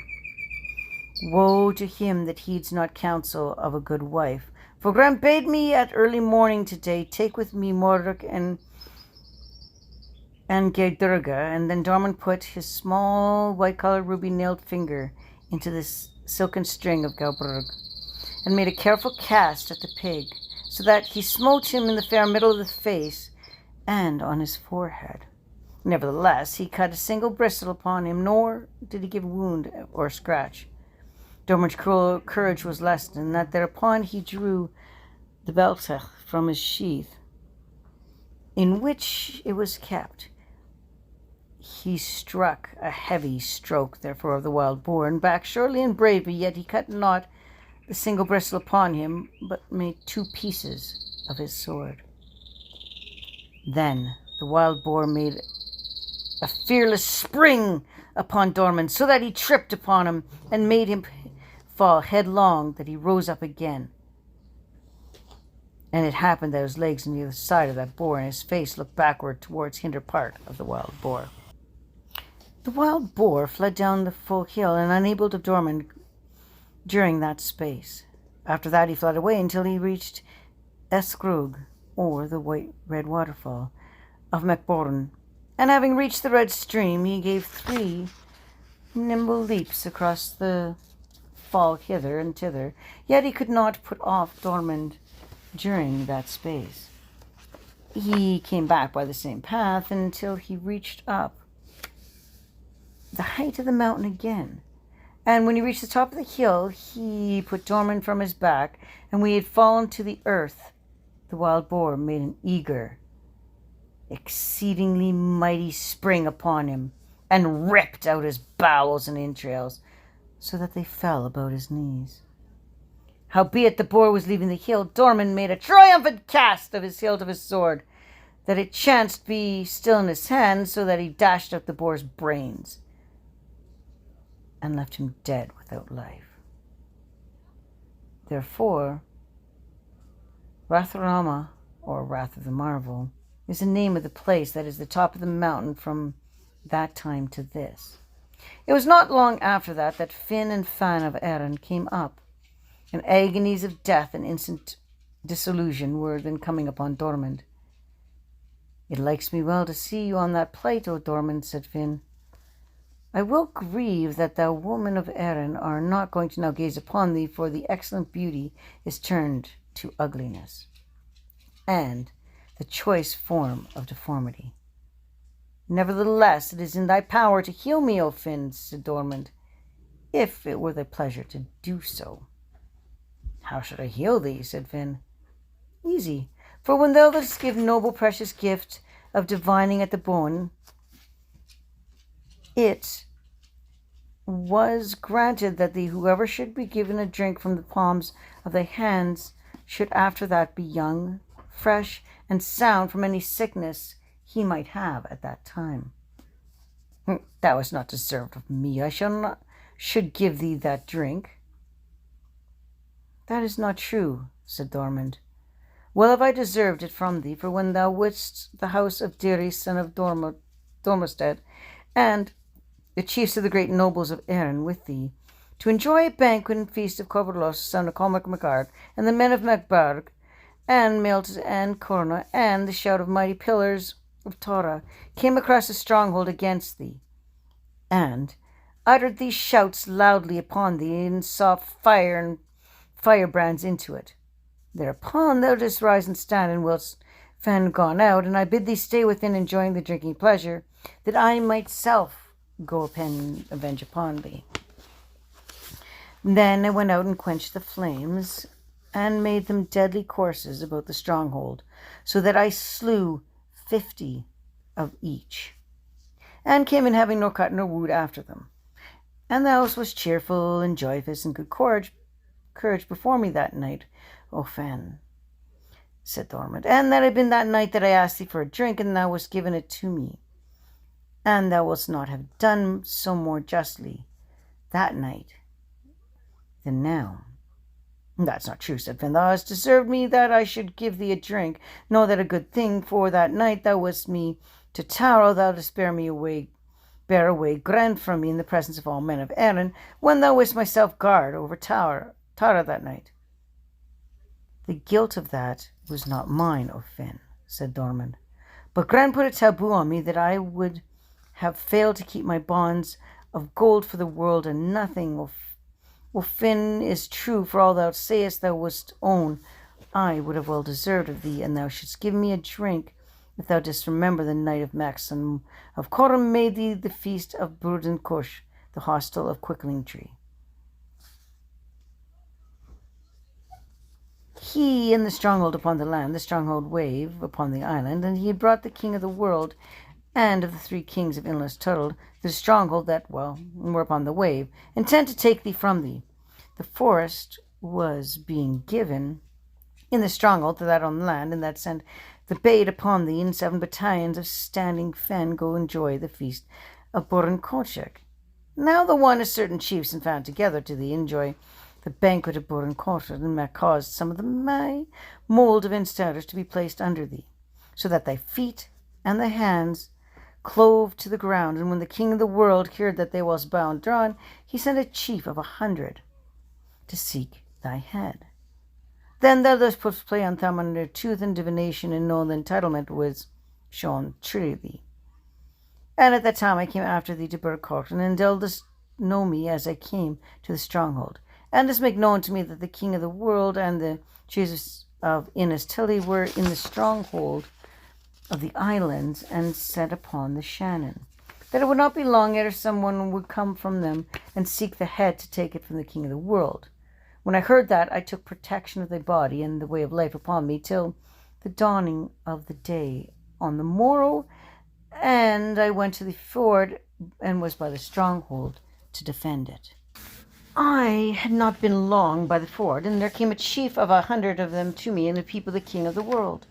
And we fought together, and I took his head from him, and made slaughter of his people, and brought the head even to the stronghold of the island, where the king of the world was enjoying drinking and pleasure, with the 3 kings of Insistus by me. I, took their heads as well, and put them on a hollow of my shield, and brought in my left hand the jeweled golden chased goblet filled of old mead, pleasant to drink, which was before the king. Then I wrought sharply with my sword around me, and came to virtue of my fortune, and it was the valor of Brendan Coshman, and brought these heads with me.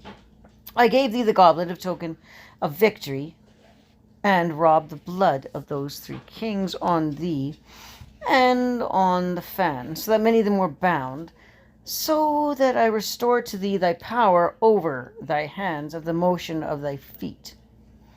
Had I asked to drink of thee that night, O Finn, I would have got it.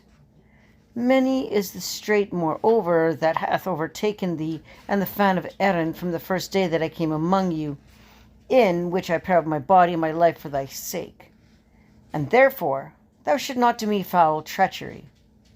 Moreover, many a brave warrior and valiant hero and great powers hath fallen by thee, nor the end of them yet. And shortly here they will come to dire disaster upon Fan, which will not leave them many descendants. Nor is it for thee I grieve, O Finn, but for Oisin and Oscar, and while for the rest of my faithful fond comrades. Now, as far as thee, O Oisin, shalt be left to lament after Fan, and thou shalt sorely lack me yet, O Finn. Then, said Oscar, O Finn, though I may more nearly akin to thee than Diarmuid of Dublin, I will not allow thee to withhold the drink from Diarmuid. And I swear moreover that if were any other prince in the world to do Diarmuid O there such treachery, there should only escape whether of us should have the strongest hand, and bring him a drink without delay. I know no well ever upon the mountain, said Finn. And that is not true, said Diarmuid. But for thee 9 paces from thee is the best well of pure water in the world. After that Finn went to the well, and raised full 2 hands in the water, and he had not reached more than halfway to Diarmuid when he let the water run down through his hands. And he said he could not bring the water. I swear, said Diarmuid, that of thine own will thou dost let it from thee. Finn went for water a second time, and he not went more than the same distance, then he let it through his hands, having thought upon Grainne. Then Diarmuid hath prefaced a sigh of anguish, and said that I swear upon my arms, said Oscar, that if thou not bring water speedily, O Finn, thou shalt not leave the hill, but either thou or I. Finn returned to the well a 3rd time, because of that speech with Oscar had him made, and brought the water to Diarmuid. And as he came up, life parted from the body of Diarmuid. Then that company of Fen, of Erin, were present, raised the exciting loud shouts, wailing for Diarmuid, and Oscar looking fiercely and wrathing upon Finn, and said that it was a greater pity that Diarmuid should be dead than it would have been had Finn perished, and that Fan had lost their mainstay in battle by means of him. Finn then said, let us have this hill, and fear that Angus of the Burg and the Tuatha Dana might catch us, and though we have not part in slaying Diarmuid, he would none more readily believe us. I swear, said Oscar, had I known that it was with intent to kill Diarmuid, and thou mountest the hunt Ben Gobern, that thou wouldst never have made it. Then Finn and Fan of the Erin went on away from the hill, Fan holding Diarmuid's stag-hound, that is, Macancrul, but Olston and Oscar and Catti, the son of Luga, returned, and threw their four mantles about Diarmuid, and after they went their way after Finn. It was not told how they fared until they reached Grainne, and Grainne before them was out upon the ramparts of the stronghold, and saw Finn and Fan of Erin coming to her. Then said Grainne that if Diarmuid were alive, it was not by Finn that Maccool would have coming to his place. Now, Grainne was at the time heavily pregnant, and she fell out over the rampart of the stronghold, and brought forth 3 dead sons upon the spot. When Olsen saw Grainne in the plight, he sent away Finn and Fan of Erin, and as Finn and Fan of Erin were leaving the place, Grainne lifted up her head and asked Finn to leave her, Mac and Cool. He asked would not give him to her, and he thought that too much that he himself should not inherit so much of Diarmuid. But when Olsen heard, he took the stag-hound from the hand of Finn and gave him to Grainne, and then followed his people. Then Grainne felt sure of the death of Diarmuid. She uttered a long, exceedingly piteous cry, so that it was heard distant parts of the stronghold, and her women and the rest of the people came to her and asked her what had thrown her into excessive grief. Well, Grainne told them how Diarmuid had pushed away the wild boar and Ben Grainne, and by means of the hunt that Finn Maccool had made. And truly, my heart is grieved, said Grainne, that I am not myself able to fight with Finn, for were I, so would I be suffered him and leave this place in safety. Having heard of the death of Diarmuid, they too uttered 3 loud, fearful, vehement cries together with Grainne, so that those loud shouts were heard in the clouds of the sky and from the waste of the fragment. And then Grainne bade the 500 that she had for households to go to Ben Gurban and to bring the body of Diarmuid. And at that very time, this season, it was shown that Angus and Diarmuid were dead upon Ben Gurban, and he had no watch over him in the night before, and then proceeded on the wings of the pure, cold wind, so that he reached Ben God at the same time in the people of Grainne. And when Grainne the household recognized Angus, they held out a rough side of their shields in token of peace. And Angus knew then that they were not meant to gather upon Diarmuid, and the people of Angus raised 3 exceedingly terrible cries over the body of Diarmuid, so that they were heard in the clouds of the sky and the waste of the firmament of the air. Then the provinces of Erin likewise. Then Angus spoke, and what he said was, I've never been for one night since I took thee with me to Burg of the Burren, an age of 9 months, that I didn't watch thee, and carefully kept against thy foes, until last night, O Diarmuid. And alas, for the treachery that Finn hath done thee, for all that thou hast wasted peace with him. And he sang the following lay. Alas, O Diarmuid, O Dublin, to thou of the white teeth thou brought'st the fair one. Alas, for thine own blood upon thy spear, the blood of thy body hath been shed. Alas, for the deadly flashing tusk thou hast been sharply, sore violently lopped off, thou malice fickle and treacherous one. Numbing venom hath entered his wounds, at Rathfannon he met his death. The boar of Ben Gavin with fierceness hath laid low Diarmuid bright.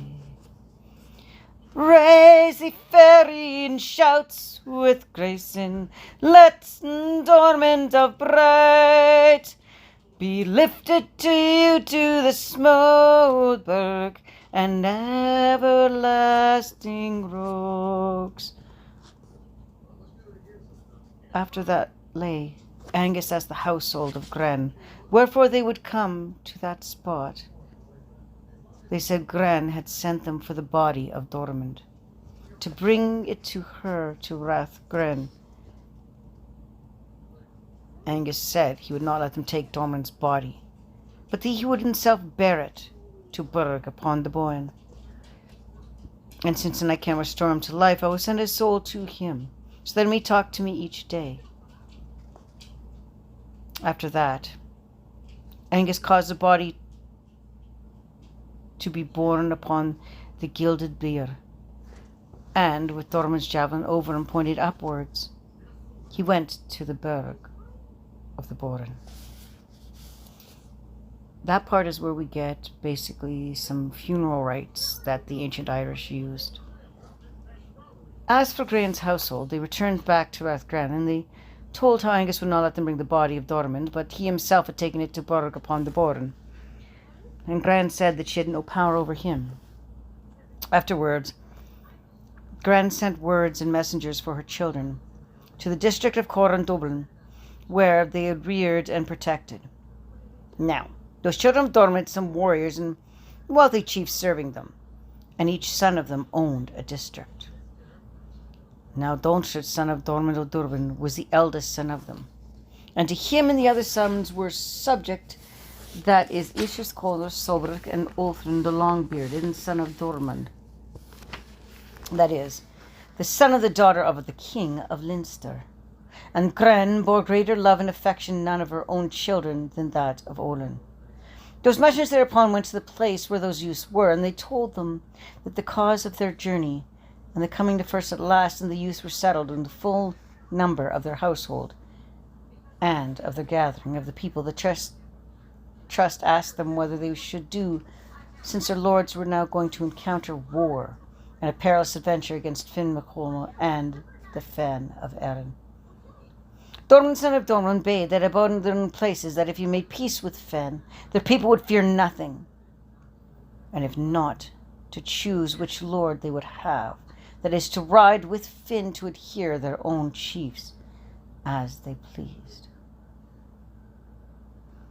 And no tidings were told of them until they reached Grainne, and when Grainne gave them, the gentle woman gave a kiss and a welcome to son or daughter of the king of Leinster, and they entered together into Grainne. And they sat in the shades of royal stronghold according to their rank and palmetry, and accounting the age of each of them, they were given their mead, mild and pleasant to drink. They were prepared in sweet ale and strong fermented draughts and fair, chaste drinking horns, that they became exhilarated and mirthful. And then Grainne spoke out with exceedingly loud, clear voice, and said, "O dear children, your father has been slain by Finn MacColm against his bonds and covenants of peace with him. Now you are bound to avenge upon him well, and there is your portion of the inheritance of your father, that is, his arms and his armor and his various sharp weapons, and his feats of valor and bravery likewise. I will myself portion them out among you, and you may begin them, bring you success in battle. And I myself will have goblets and drinking horns and beautiful golden chased cups and kin and cattle and herds undivided." And she sang the following: "Arise, O children of Diarmuid, go forth and learn, that I may see. May your adventure be perilous.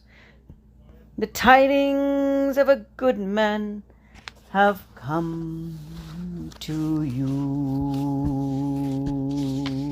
The sword of Diarmuid, well, best that Diarmuid had, let Esther have Celtic, and let every advantage Give his armor from me to Orlan.